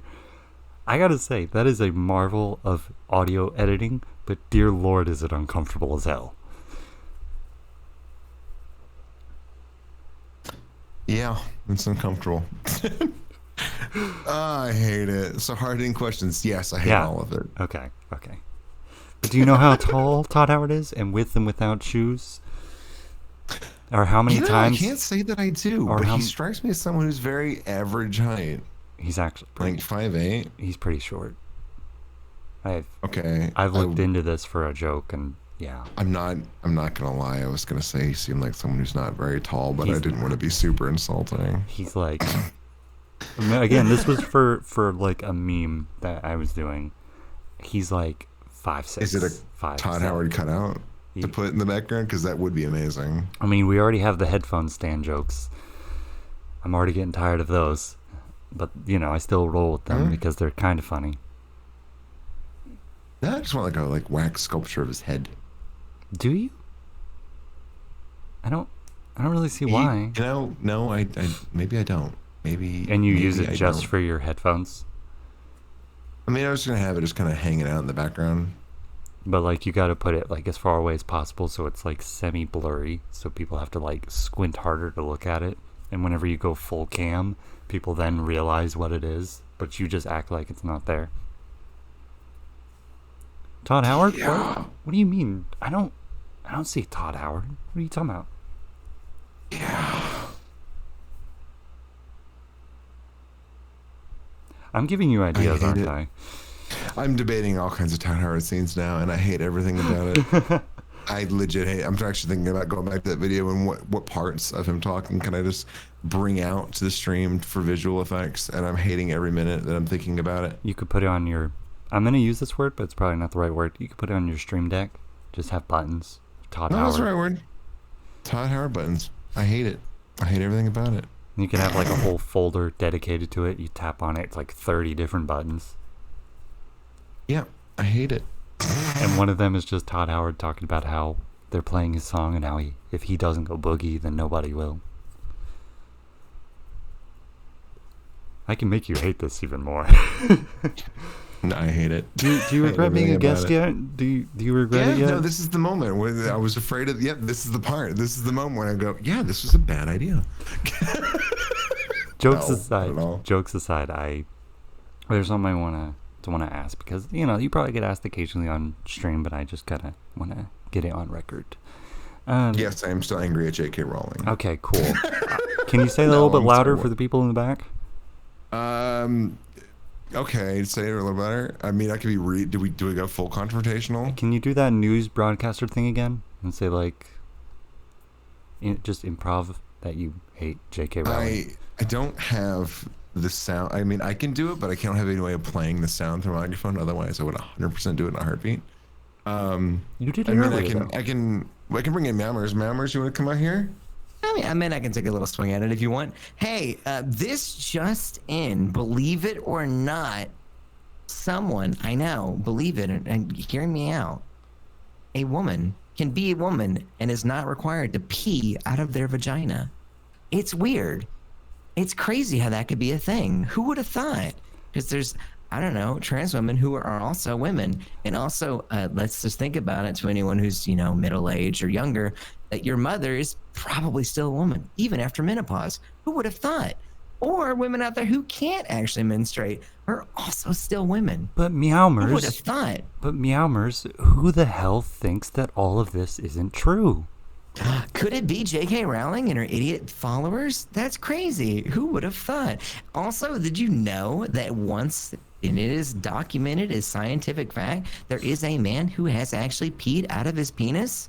And it is actually, in fact, a form of menstruation, and it is not a trans man. It is actually one of those born a man.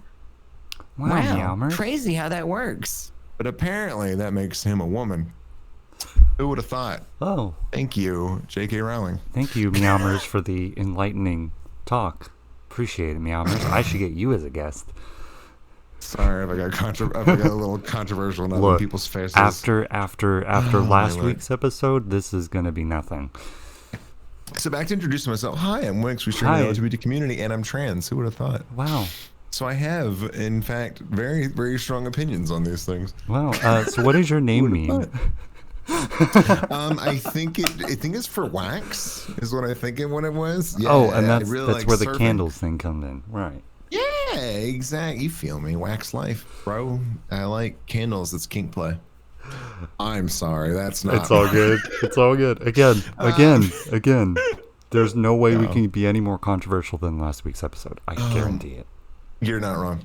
I mean, now I want to listen to the last one, so we talk about the riots and everything else going on. My God, It was good. We discussed a lot of facts and mostly I have just talked someone about. in DC. Yeah, it's also here in my state too, but like 2 hours away, and Yeah. that's Oh, here it's great. down the street. I am down the street from the White House. Wow, that must be so much fun. It's riveting. Uh, Yeah, I can legit go out and follow a street down, and it will lead me to the White House. It's crazy. we mostly just discussed like ways to peacefully protest. Like if they start Yeah. launching tear gas at you, what should you do? How to Oh, that's the stuff that 100% needs to be shared. but then we also went into like what the cops did, how it was wrong, what the Yeah. just everything that's going on. It was a very good episode, but it was also like I felt very like mentally weak after I told it. Like I went to bed early, which for me early means like 3 a.m. And when I went to work, I was just like, I just felt very what's the word? Like my soul was missing, Yeah. I feel that. But I don't regret it.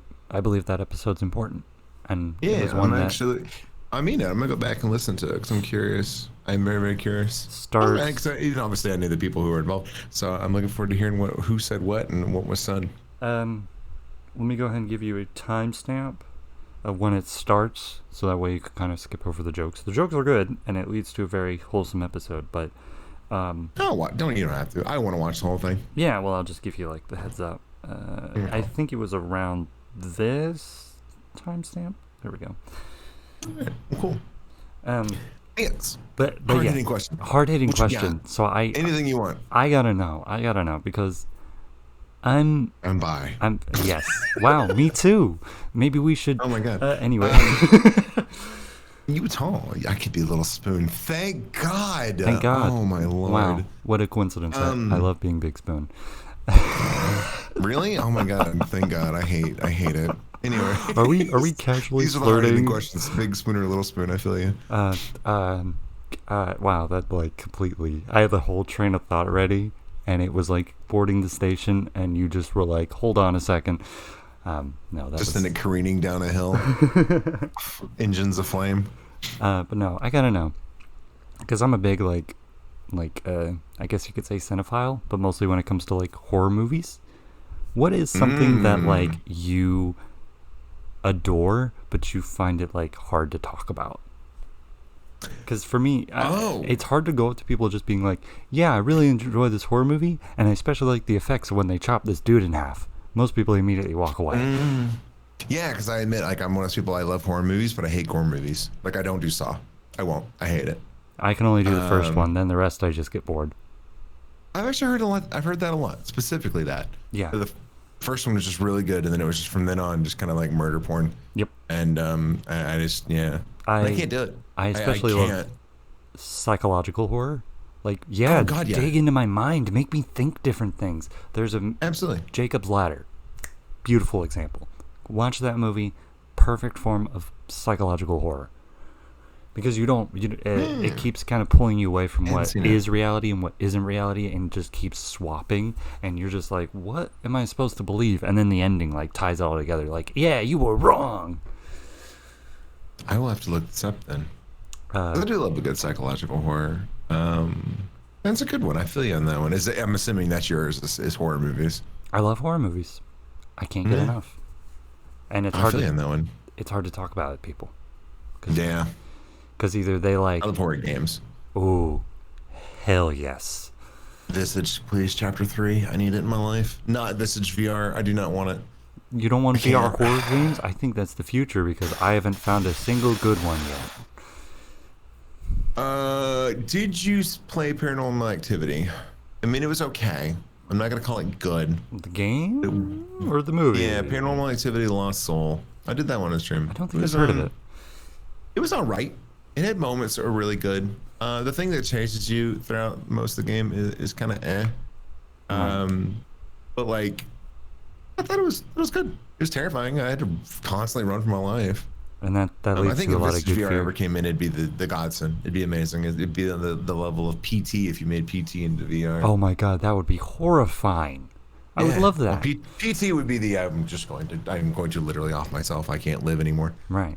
I just feel like most VR horror games, they go down one of two pathways. They either go into jump scares constantly, which those get boring and predictable, or here's a gun, shoot thing, and you're like, no, scare me, make me feel defenseless, and don't just... Oh, 100%. If it gives you a weapon, to me, it stops being a horror game. Kind of like Alien Isolation. Really good suspenseful game, but not a horror. Once you start getting where you could fight back routinely, you get the flamethrower, like I stopped caring as much. It stopped being a horror anymore, and it started being more of a just like, all right, whatever. There was a horror game I played that I can't remember what it was called, but it was so good, where you were like traversing through some kind of labyrinth, and there's like monsters around every corner, and every single one's different, but you also have no way to fight back against them. Some can move from the ceiling to the floor, some can phase through walls, some can literally cause your like perception of reality to distort. So instead of the door to the next room being on your left, it'll be on your right, but you still need to go left. You know. Oh, jeez. Yeah, it was horrifying. It was great. But at the end of it, you still died. You lost anyway. And it just added to the horror, because it was like all this was for nothing. All that work you just put in to get to the end, and you still lost. I love that, though. I love movies like that. I love games like that. I really, really do. Yeah. Making me feel defenseless. Yeah. Sorry. Knock something over. No, you're fine. 100%. 100%. So I feel you on that one. It gets hard to come by a good horror one. For me, the things that I find that I enjoy talking about, but I don't get to talk about, and I'm not gonna lie, I don't plan to talk about it here, is actually kinks. Hey, what makes people tick? what excites people? What what makes them happy when it comes to bedroom life? I have always found it fascinating. Back in the day, I really wanted to go into like I always want to call it sex ed, but it's not sex ed. What's the word I'm looking for? Kind of the study of sex. Okay. Like a I can't think of the name of sexologist. it, but the Sex Institute. Like, if I could have been working there, that would have been an absolute goal of mine, and I would have been thrilled and delighted, because it just would have been great. And I love finding out what people do and don't like, what they find interesting, and just what makes them them. So I don't know. I always find it fascinating. We talked about it earlier. We're joking about the girl who wants to step and put her feet in her mouth and pee on me. Meanwhile, I recoil and disgust and nothing against people who like that. That's what it triggers in me. But I find it fascinating that someone else can instead just be going, oh baby, and like just get excited by that, and that makes them tick. And it's like, I don't know, I just want to sit and be like, okay, like, all right, well, let's pull up a chair. Like, what is it you like? Is it, I don't know, is the fabric of the sock matter? I don't know. I'm just, okay, is it the warmth? This is getting kind of weird. No, you're fine. Talk. It's kind of like what is it about it? Is it things you're looking for? Like, does it matter where? Do you want it? I don't know. You want to run your fingers in your hair? I don't understand. Like, I've never thought about it that way. I've always just seen absolutely fascinating. Like foot fetishes, and I'm like, how? People step on horrible, gross things, and they're like, yeah, but it's clean feet that I like. And I'm like, okay, hold on. Do the nails need to be trimmed? Do there need to be no calluses? Like, what's your preference? But yeah, then we go into territory where things that I can't even like begin to comprehend. Like, I read an entire thread about a guy who was addicted to tiles. I think he liked ones that were rounded. He liked ones that were, like the checkered kind of design. But then he also had ones that like he hated, and he referred to them as naughty tiles. Oh my. And people just kept digging. And then they asked him, like, jokingly, like, yeah, do you have a porn folder specifically for tiles? And he backed it up with files upon files of tiles. There you go. And I can't even... Man. Right. And that's what I love. It fascinates me because it's people. I don't know. There's people who just, I mean, they're in love with their car. Like, oh, the whole, God. like, I'm going to stick it in the tailpipe. And like, okay. That seems dangerous, but okay. There's like part of me that wants to like sit down with a clipboard and go, all right, why? But then there's part of me that's like, I want to keep my distance. You stay over there. Fuck your car. I forgot. It was on a show, and it was one of those things that it was not like the typical TV shows like, where they're chopping it up or chalking it up to like hemming it up for the cameras. It was one of the obscure, random like specials, like going into like just kinks and people.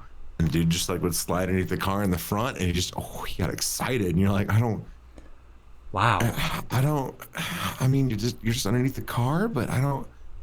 All right, he just best taken care of car I can ever imagine. Wow. But no, I find people to be fascinating. So maybe I just bait that off studying people, but so I think that's the thing that I can't talk to people about, and I can't approach someone and be like, hey, you know, what makes you tick? So like, just so I can understand it a little bit better, is it the mental aspect that you're curious about, or more like the emotional and physical aspect of it? I would say both. I mean, I don't know that we can separate that, unless there's something that you're thinking of in particular. Like some people, whenever they're interested in kinks, they like to know like what drives them to have that kink. Like something in their life happened, and that'd be more of a mental thing, or is it more of like something that you're missing personally that you find within this kink, and that would be the emotional and physical? Gotcha. I would 100% say both. I think it's all the bigger picture, everything connected together. There's not one in particular that I'd be more interested in. I would want the whole picture. You know, what in their past may have led to it, what it is, the details specifically about like, okay, but I like this. Okay, but what about it? What is it about it? Right. Like some people have told before, it's like, obviously everyone's attracted to different things and different parts of, if you just get into like raw people and what they're attracted to, everyone has their little things. Like, okay, well, be it eyes, nose, mouth, hair, scent. It's like, okay, but you can dig into, but what? And you can find the connections of like, okay, these people are what you're interested in, then it's this common trait behind it. So like, I'm always interested in the how, the why, and then of what it is. It's more so I guess the how and the what, but then also then tracing them back to, okay, but why? Yeah. So both. I feel like both, and I don't think I can separate that. Okay. That's actually got like a really good segue there, but what we're going to do first is have a quick little 5-minute pause to kind of collect. For you listeners, it will seem like no time at all. It will seem like 1 second. But for like a 5-minute, we're back. And we're back. So yes, what I'm going to do is I'm going to pause the recording here, and me and Wix are going to go on a beer beat, and we'll be right back. And we're back. Like I said, for the viewers, probably like a second or something. And I was just over here bullying Wix. I hope you all don't mind. For the rest of us, it's been 40 minutes now. My God, I have been waiting so long. No, I'm kidding. I'm sorry. You knew I was going to do something. Yeah, you literally said you were going to do something. Oh, man. But I had to beat you to it. You know I'm going to. You know I'm going to try to start something. Do you want to go? Do you want to go? It is 5 a.m. The sun is coming up. I've got work in 3 hours. I have been on hold for 4 hours. Oh, man. But yes, going back and talking about, so I can start my good old segue. Yes. How you were talking about like why people enjoy certain kinks and fetishes. My segue is whenever, and you don't have to answer this, you could say no comment. When it comes, I hate that my mind's segueing to the fact that I had a college professor who made the segue. Oh God. Anyway. Like, God damn it. I don't know why that did in my head. I'm sorry to break your segue. Please continue. I just love the word segue, so I try and find an excuse to say it. No, it's great. And then I'm like, God damn it, he used to ride into class every single day on a Segway, and I never figured it out until halfway through the year. Finally recognized his name. He made the Segway. Oh my god. He was very proud of himself. I mean, he should be. That's a grade A dad joke right there.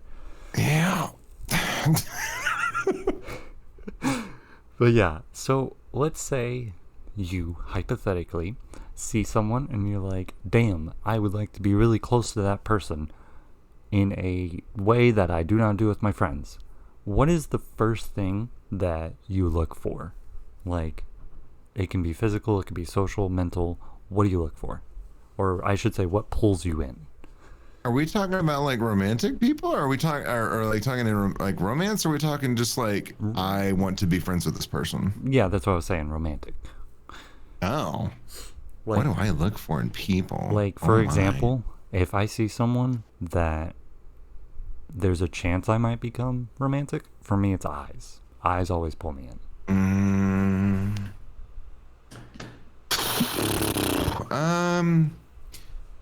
Big titties. No. Heyo, me too. I mean, realistically, it's funny. It's actually really kind of funny that you asked me this today. Because I went earlier to go get dinner, and on my way, I actually ran into a gal outside of the restaurant I went to get food at with her dog, kind of hanging out. Oh, she's waiting for something. I don't quite know what. That's kind of, I won't lie, I jaywalked across the street because I didn't feel like waiting for the light, and we're getting close to curfew at the time. It's like, I want to get in. I want to make sure I can get in, get food, get out, and not have to worry about like getting chastised for being out. I think the curfew's still active out here in Maryland. Right. But especially actually probably is now with all the riots. But with doing that, I kind of looked and it's like, she kind of cute.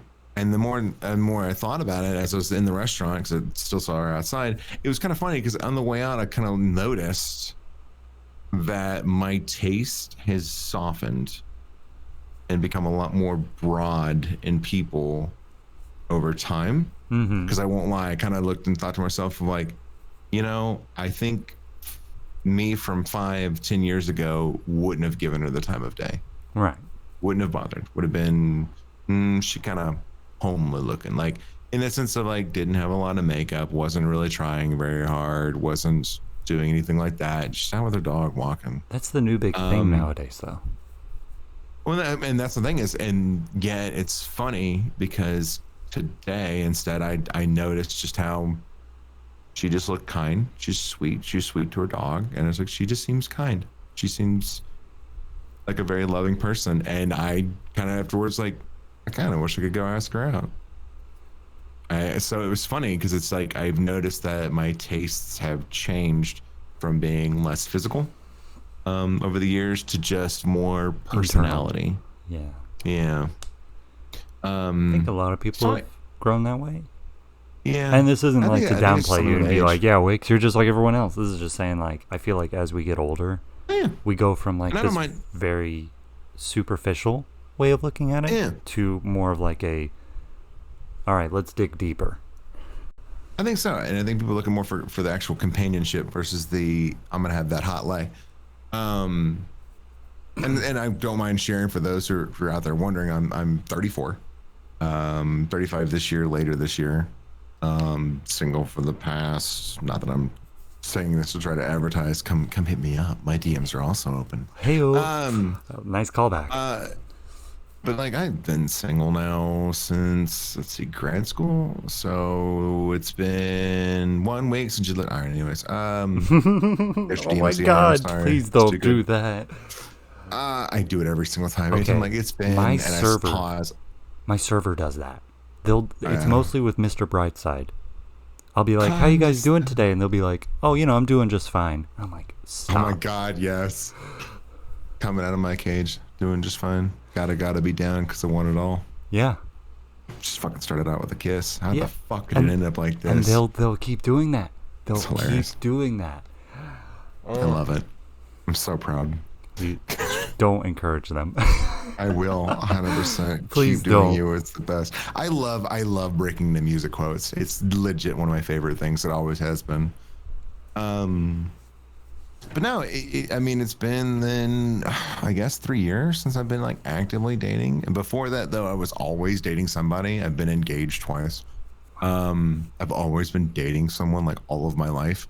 So I'm not sitting here like, I'm the loser and I can't get a date. Everything's no, like Just working on yourself. I've always been in relationships. It's funny because I used to be attracted to the broken girl, as I used to call it. The one who has problems. And I think I still am, honestly, because I find, I won't lie, I guess being completely blunt, I find the people who have everything under control, no flaws, no issues, everything's perfect, everything is proper and in its proper place, and there's nothing ever bad, and there's no red flags, and everything's just wonderful, peachy, everything in its place for the rest of eternity. I find it so boring, incredibly boring. I understand that. So I've always been kind of attracted to people who have major flaws, admittedly, who, you know, have mental struggles, who deal with depression, who things aren't okay. They don't have the greatest family. I've always, I don't know. I guess I've always found the imperfect perfect and enjoyed someone who does the same, because I know I am far from perfect. I am mental. So it's just, I don't know. It's funny because I guess now I'm like, I guess I look, you know, I can find anyone attractive, and my spectrum for what's attractive, as discussed today, I found is much broader than I ever thought it was. So no, I think now I just kind of look for the way people hold themselves, the way they behave, the way they act, and their outlooks. What is it, you know, what makes them tick, what brings them joy? If it's just having a good time and living life and just doing what you can, then I find that incredibly attractive. Right. I will say my only limitation is admittedly in the, can they be active? Yeah. I'm not saying people have to be skinny, please no. Just take care of yourself. Bigger people, you heckin' cute. I'm just second saying. Someone's gonna try to say that's a kink, and you might be right. Yeah. But no, like genuinely, it's the I don't know. Maybe this is just sharing too much information. No, I have my limitations because it's I come from a family that's very overweight. So that's like the one thing, I guess, is like I'm like, I don't know. I can't, because I'm so used to dealing with parents that just aren't, okay, I'm being too kind there. My mother is just very, I don't want to say immobile, but she can't move. She can't do much. She can't do much of anything. Right, I understand that. And you don't want that same cycle on someone like, you date. Yep, I don't want to do like we've done and like, I'm gonna go take a trip to Italy. Hell yeah, we're gonna climb to the top of this church. I can't do it because it's too many stairs. Okay, well, there's a few. You're right. I mean, it's going up 10 flights. It's a lot, but it's not that. No, I can't do it. All right, well, never mind then. I don't want to do that. I don't want to deal with that. But I mean, so I guess I look at someone who can carry themselves at least and just live life. I guess I'm not saying fit by any stretch of the imagination, because I enjoy food. But at least be able to, you know, move around and live longer without your heart failing from. Yeah, I look just someone who's laid back and chill and yeah and now having to really try to find someone who's just really open, because I have decided to throw so many wrenches in my life recently. But the idea to transition is the now it's time to find someone who's open for that, someone who likes men and also women. You'll find them. I have hope. They always say there's someone out there for everybody, and then there's, you know, you could fall into one of two categories. You could fall into there's nobody for me, or there might be somebody for me. I just gotta put in the effort. Yeah. And that's what I worry sometimes, because I know I'm not putting in the effort. Admittedly, this is my self-doubts coming in. kind of, because I know I'm not really putting in the effort I should, and maybe I'm waiting for Twitch to just magically sort of introduce me to someone. Which, I mean, to be fair, it's introduced me to a couple people. Even now, there's some that I won't lie. I'm interested if they ever hear this. Hi, how you doing? My DMs are open. Hit me up, please, for the love of God. I'm just saying. We've hung out, you know. I'm just saying. I'm just saying. You interested with? I feel like that's it. Do I say it or do I not? Say it. Say it. Say it. I was like, oh, you interested in a chick with a dick? I'll get rid of mine Sunday, but that's a ways away. Oh dear Lord! Hey, just remember, Wix, that's a fetish. No, it is. I've heard. I've done. I like how you went in very I know, confident. You went. I've heard. I mean, you know. Don't. I have. I mean, I watch. Look, my YouTube. If you pull it up, my recommended is legitimately of the 8 videos. It is going to be about 1/4 Game Grumps, 1/4 DVD streams, and then the other half is just the trans world, because it's my life. This is it. So no, I have heard about all the ones who this started happening, and then I started getting these really weird messages, and just people were kind of getting in my DMs a little bit, and it's like, oh. So I know that kink is very alive and very thriving on YouTube. Apparently, it is more than just thriving. Yes. But no, I don't know. Maybe I'm kind of hoping that somehow Twitch will result in something, because that's just where I've focused all my energy lately. It's kind of, I've got my job, and then if it's not my job, it's Twitch. Right. I ain't got time, and the rest of my time is trying to invest in myself to become a better me and a proper me. And that's just taking all my energy. So the idea of like time to get on Match and go find someone, like fucking kill me now. It's just no. It's hard to juggle those, because everyone's like, oh yeah, being a streamer and you're dating and you have a day job, what? But they don't realize like there's like moments to where that couple is probably going to be fighting and arguing, and you know, because Twitch, you have to choose if you're going to fully dedicate yourself or if it's going to be a hobby. And if it's going to be a hobby, you could possibly squeeze in a relationship, because it puts a strain on it. Speaking from experience, it puts a strain on it. Oh, absolutely. Heck, I can't even imagine any of my previous relationships had I been streaming at the time. Because now it's like, hey, babe, we should go out sometime. Great. You want to go out Monday, Thursday, or Sunday? Yeah. Well, can we go out Friday? No, that's one of my biggest nights. That's where everyone comes in. We got this planned. Right. Okay, well, change it. Cancel a stream? I can't do that. I can't. It's tough, and I won't lie, because for me, like, streaming is what helps pay the bills. Otherwise, I don't know that I could pay my bills. God, honestly. Well, I mean, I wish I was full time with it, but I have my full time job. But it's like, if without the streaming on the side, the place I'm living at and the area I'm living in is too expensive. Too expensive. I can't afford it. I understand. Streaming gets me by.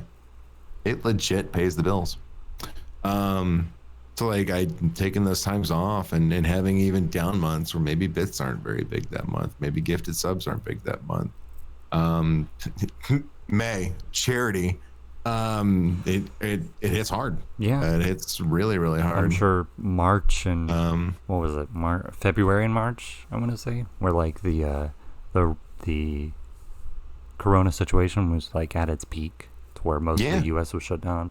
A lot of streamers I've seen like have resorted to retiring temporarily. Yeah, because it's tough. It was rough, and money was tight for people.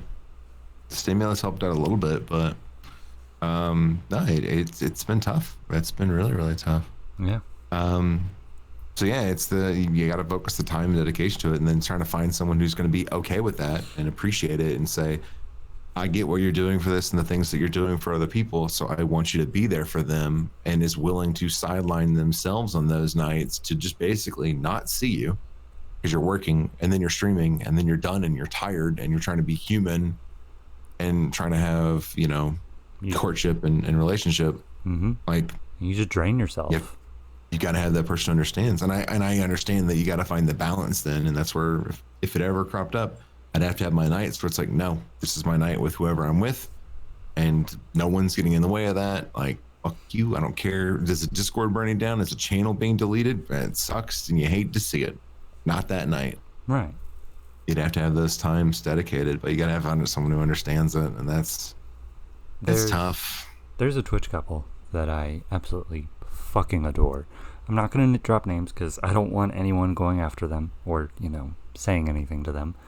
But they are like 100% Twitch goals. They both stream. They both have day jobs. And they're also long distance. And they have been together for years, Yeah. And it's amazing. And I'm like, what's y'all's secret? And they're like, secret? He sometimes sends me really shitty memes. Right. He'll occasionally tag me on Twitter with a picture of his face but stretched out. I'm like, okay. There you go. I feel like that's what it takes. I think that's why I'm hoping. It's weird. I feel stupid saying it because Twitch is not a dating site. Nope. Yeah, it's not. But like, it'd be nice. Damn. I mean, I feel like that's what it's gonna take. And I feel like, we talked about like kind of being at different levels of Twitch in the sense of like not in like tiered levels of priority. I mean, in the sense of like your knowledge of just what it takes and outlooks and the way you think about things. Yeah, it would take finding someone who's like, for lack of better words, doing well and knows that like a night off hurts, that a change in the schedule hurts, so that when it comes down for you, either one of you to do those things, the other one can actually be appreciative of it and go, I understand and I appreciate that. Yeah. So I think that's what it takes, because otherwise, I feel like I can go find myself a relationship nearby and I can't wait for them to dump me. Right. Because I didn't care enough. Yeah. Or you're coming off as too boring. It's like, no, I'm just busy. Yeah. So it's tough. It's tough. So yeah, I don't know. It's a tough one. We'll see if things have come out, but I don't know. It's one of those things that's weird as time's gone on. Right. Things you look for. Yeah. Because I don't know. I will say physically things that actually draw me initially, weirdly enough, actually will be hair. Like longer hair, shorter hair? Long hair tends to just ooh, gets my blood going. On both or one specific? So I shared this earlier, but I didn't go into details being bi or pan. Admittedly, I say that, but in the end, like I am predominantly attracted toward females. Mm-hmm. You lean one way, but occasionally you'll have what they refer to as a wild hair. I lean one way, but the other side is not off the table. Yeah. At all. With guys, I have actually never found in particular what it is. I think it's just personality.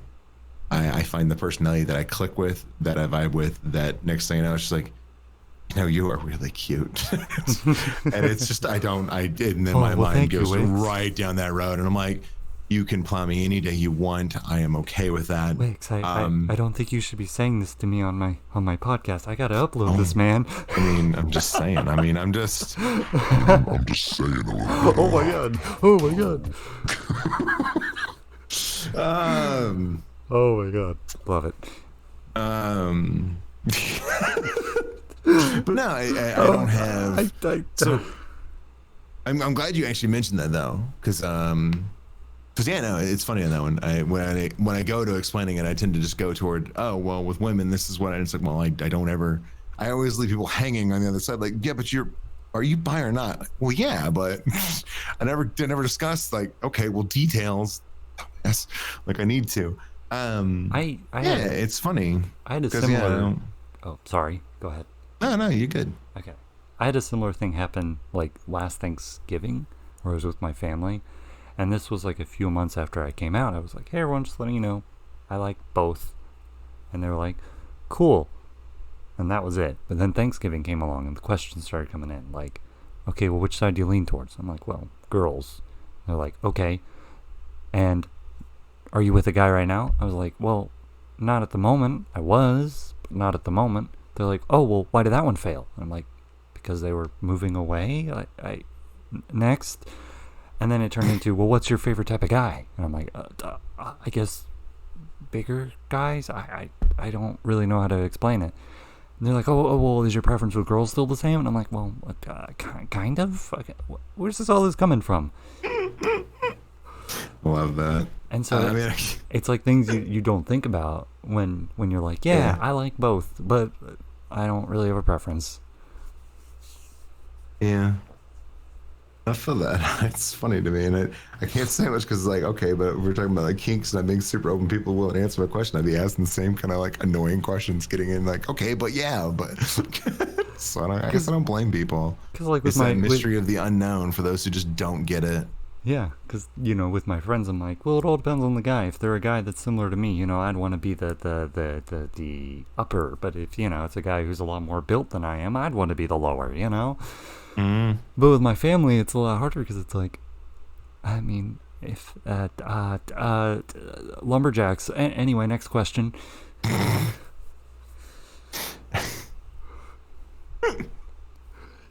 So I never really understood, like, because whenever people are like, man, I had to describe my type to my family, I'm like, how hard could that be?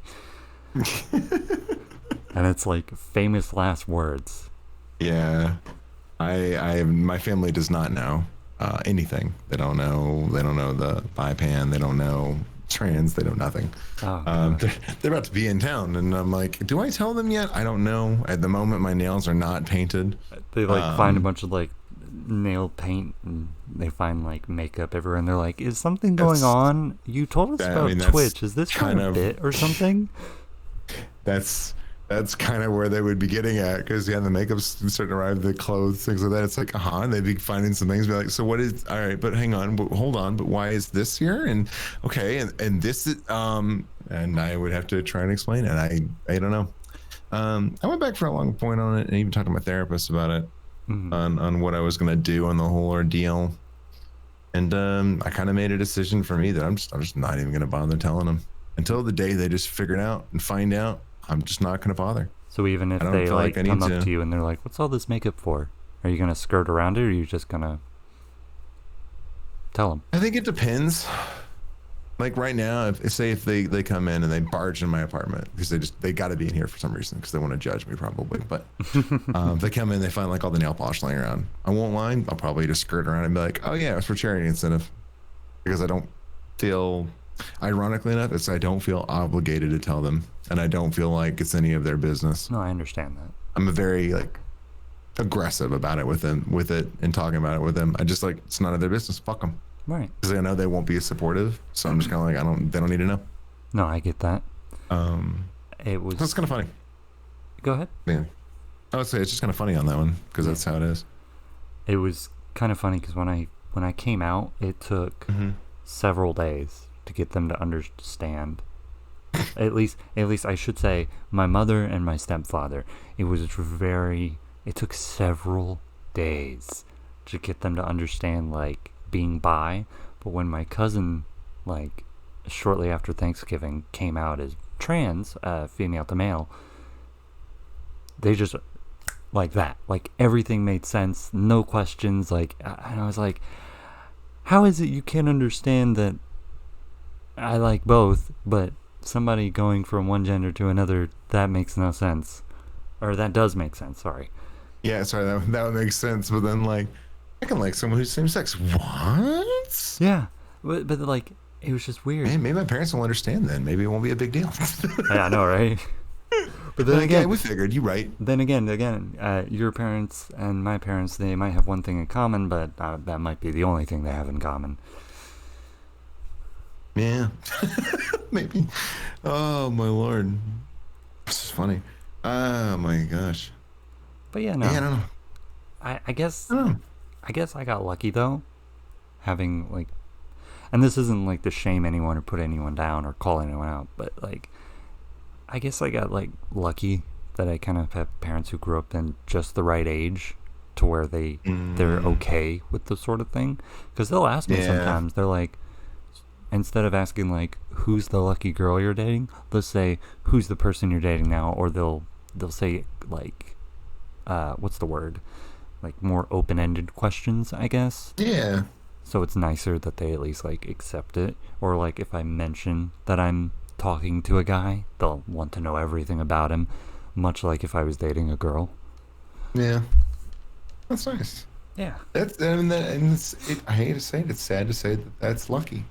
Yeah, I know. It is kind of sad to say that that's the case. That should be normal. It should. The only thing they got very much should.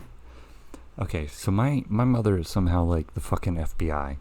Because when I finally came out, the first thing that she said was, I knew it, and you denied it when I brought it up to you. Because she originally approached me with the subject back in like middle school and was like, yeah, if you're gay, I'm your mother, I'm gonna love you, don't stress about it. And like, she says that I denied it, like horribly denied it, just kept going and going, no, I'm straight. But then I finally come out where I'm like, yeah, I like both. She was just more mad about the fact that she was right this whole time. That's funny. That is hilarious, honestly. That's awesome. It's nice that they're that way. I think mine are just gonna, I don't know. I hope they're supportive. They will be. I think I'll be disowned. That's gonna be you're just a freak then. They're very, my family's the kind of family that last time they were in town was giving shit because they were here for Pride, and it was they get a parade. When do we get a straight parade? Ooh, and I just wanted to throw something. Yeah, I mean, I wanted to answer, and I just kind of let it sit there, and I'm just like, well, let me think about it. When you have the ability to get shot just for walking down the street because you're walking hand in hand, that's a good time. Which that's a concern, that just because you're walking hand in hand as a male and female together, that you risk your life by being in public, then I'll give you a parade. I'll be sure to contact the mayor about it that day. Yeah. Until then, go fuck yourself. Right. And fuck your shitty opinion. That's my kind of family I come from. So it's the... No, I understand. I come from the anti-trans, anti-LGBT family that I'm just like, yep, and then there's me. Hi. Yikes. Yeah. It's funny. So I don't know. We'll see what happens. Yeah. Like I said, I it's because of that I kind of elected to not say anything. And yeah. I think it's going to come to that point that honestly, real talk, what will happen is it'll be the time I go home for a holiday or something like that. And I will just go home presenting and it'll be like, what's up? Sweetie, you're wearing some interesting things. Also, do you have boobs? Oh, yes. Your voice is also a lot higher than we were. You're talking a little bit higher. Like, I am. Go on. Like, okay. Yeah. Okay. It's gonna be one of the scariest things, but like when you finally do it, it's gonna be like a weight. You're just gonna be like, whew, you know. I hope. I have a lot of hope on a lot of that, but that's a whole long. Oh God. I have hopes. I'm just saying, like, it's like, always scary. No matter which pathway it goes down, if they hate you, it'll still be like a weight because you're like, well, now they know. Now I know they're shitty. Yeah. We move on. But if they accept you, it's like this weight of like, cool. Now I can be me. You know? Yeah. Either way they pick, be you. Yeah. Totally. That's right. I will. Like, it's kind of like now. Like, okay, they're coming into town. Well, I just won't paint my nails. All right. Whatever. How hard could that be? Not like I can hold off until it's the point where I can't. Then it'll be like, well, I guess this is a thing. I guess you have to know because I can't avoid it. Right. So, all right, now you know. Get used to it or I'll get out and see you. Whatever. Well, I would very much so like to continue picking your brain. Maybe we'll do a part 2 of this someday. But I don't want to keep you here because you were saying that you have work tomorrow. So I don't want to keep you here. I do, unfortunately. Otherwise, we'd do a 6-hour-long one, boys. Oh yeah. The podcast in all podcasts. Podtopia. It's the pod that never ends. Let's find out about a podcast record for the longest one, and we're gonna beat it. Oh God, it's probably like 48 hours or something ridiculous. Or so. It'll probably be something absurd. You do the podcast where it's like the same people involved, and it'll be something like 6 days. Fucking hell! Like the longest Monopoly how game did you ever. Stay awake? But yes. I don't know how long that one was. The longest Monopoly game, it was like 2 weeks. Oh God. With like, I think they had like 2 like actual breaks where they stop playing the game. Otherwise, they had just regular breaks of like getting food, getting water, bathroom, sleep. But yeah, 2 breaks where you don't play Monopoly for 2 weeks. That's hell. It was hell.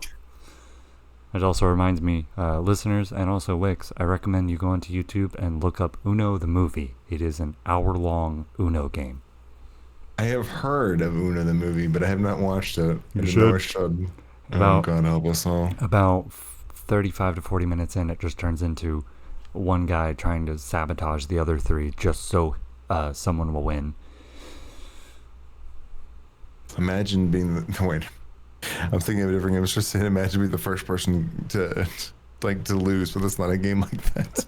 I'm thinking Monopoly. Yeah. Like the 2 people played for 2 weeks. What they didn't know is there was a 3rd player and he lost 10, 20 minutes into the game. Poor guy. Still cries about it as his friends played for 2 weeks and he couldn't do anything. Oh, You got to just play another game and you're still going with this stupid game. You're over there playing your stupid Wii or whatever console was out during the time. You're weeing off. Oh, my Lord. But yes, it was lovely to have you. Thank you for coming out. It was a joy. Thank you for the invite. Any heckin' time. It was very nerve-wracking to shoot you the invite because I was over here like, oh yeah, who should my next host or guest be? And someone was like, Wix, it should be Wix. And I was like, I can't ask them. I can't do that. I'm pretty sure I've already asked them and they said no, and they just kept egging me on until it turned into, if you don't shoot them the invite, I will. And I was like, okay, I'll do it. Yeah. I'm happy to do it. I love doing these kind of things. It's one of those things I've thought for a long time if I wanted to do podcasts. A friend of mine, I don't mind mentioning names because I adore them to death and, who kudos to them. Lars used to do fireside chats with the community and would always bring them on one at a time and just kind of talk to him, interview him about life and this and that. And it was one of the things, I just love it. And it's one of those things I wish I could do stuff like this. So no, I'm always down and it means a lot. And I'm happy to do it. That's kind of how this one started. And it's still kind of that way. I try and bring on people outside of it. But most of the guests that are on the show are people who are a part of my main server. I gotcha. Yeah. And it means a lot. Like I said, I really appreciate it. Thank you for the invite. I'm glad that you did shoot the invite. Thank you. My pleasure. But yeah, so we're just going to do one final thing. One really quick thing. The stage is yours. We're going to do 2 things. First thing, let's say the entire world is right now listening to you. What do you tell them? What do you tell that world? Stop being racist piece of shits. Wow. Go out, find one of the Black Lives Matters groups that are doing some amazing things in the world and go donate to them. Or go support them in any way you can. That's the first thing I'll say. Second one, hey, it's Pride Month. Be your best self. Don't let anyone's fucking... don't let anyone stop your shine. Be the best you that you can heckin' be. Hell yeah. That's what I have to say. We'd love to hear it. Yeah. All right. That's what I have to share with the world. All right. Now for the next bit, which this may be a hard one for a lot of people. They don't like this bit. I'm going to basically open the stage. Spotlight's on you. What do you want to promote? It could be you, project you got going on, friend. Promote them. Who are they? Who you promote? Yeah, I hate that. If it's me, I hate it. So I don't want to do that. You're right. That's all I want to promote right now is the world needs a little bit more love. Sweet. There are folks of color out there that are getting discriminated, and if I'm going to promote anything, I just want to promote them. Go fucking show them some love. Do what you can heckin' do. They deserve it. And yeah, stop in racism. And if you think that it's one of those things that it's not a thing and it's not affecting you in the world and it's not a thing anymore, open your eyes, go on Twitter. You can see it all the time. There are videos, constantly home videos, people are shooting it of just horrible tragedies going on. If you don't think police brutality is a thing and couldn't be possibly a thing because they're the good guys, go to Twitter. Just look at the videos. They're there. They're not hard to find. People, innocent people, just sitting minding their own business and an officer coming up trying to force them to move, shove them off from where their home is. Homeless people getting freaking maced in the face. Hell, you had we have the issues of undercover cops even now instigating shit and the riots to try to get things going. It's just like, what the hell is wrong with the world? I feel it. So no, that's my thing. If I'm gonna promote stuff, that's the priority. The last deal is, hey, I guess we stream on Twitch, so it's a pretty cool place, I think. But that's, I don't know. Honestly, with the way things are going and everything going on in the world, doesn't feel right to promote my stuff. Just doesn't feel right. No, I understand. I totally get that. I respect it. So there's too much other stuff that's more important. My voice is easy because I know we're just disembodied voices to anyone who doesn't know me. I am white. White, I guess, male presenting, as much as I hate being male. If you haven't caught on to that by now. Yeah. I recognize that I have privilege, and I hate that that's a thing. So for me, it's if I'm gonna promote something, that's what it needs to be. Right. Because that's just what it needs to be. Spread love. So, hell yeah. Well, thank you for stopping by, Wix. And thank Absolutely. you. Thank you for having me. Yeah. And thank you, listeners, who have tuned in. And thank you to the subs who got to view this a week early. You are all beautiful bastards. All of you. Every last one of you. Like it, everyone tunes in. Waffle's a gem. No. If I'm anyone's a gem you. here, Go follow Waffle. Don't. Fucking. Do it. I'm sorry, you're Woofle now. I forgot about right. that. I have to be Woofle with my follow the Woofles. my Woofle diner. Oh whoa.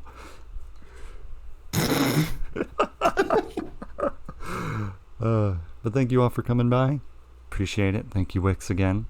Appreciate it. Yeah, my pleasure. Thank you again. And we'll see you all. I don't really have a guest for next week. I think next week we may not film a new episode. But thank you all. I'll keep you guys updated on the next episode. Bye. Bye.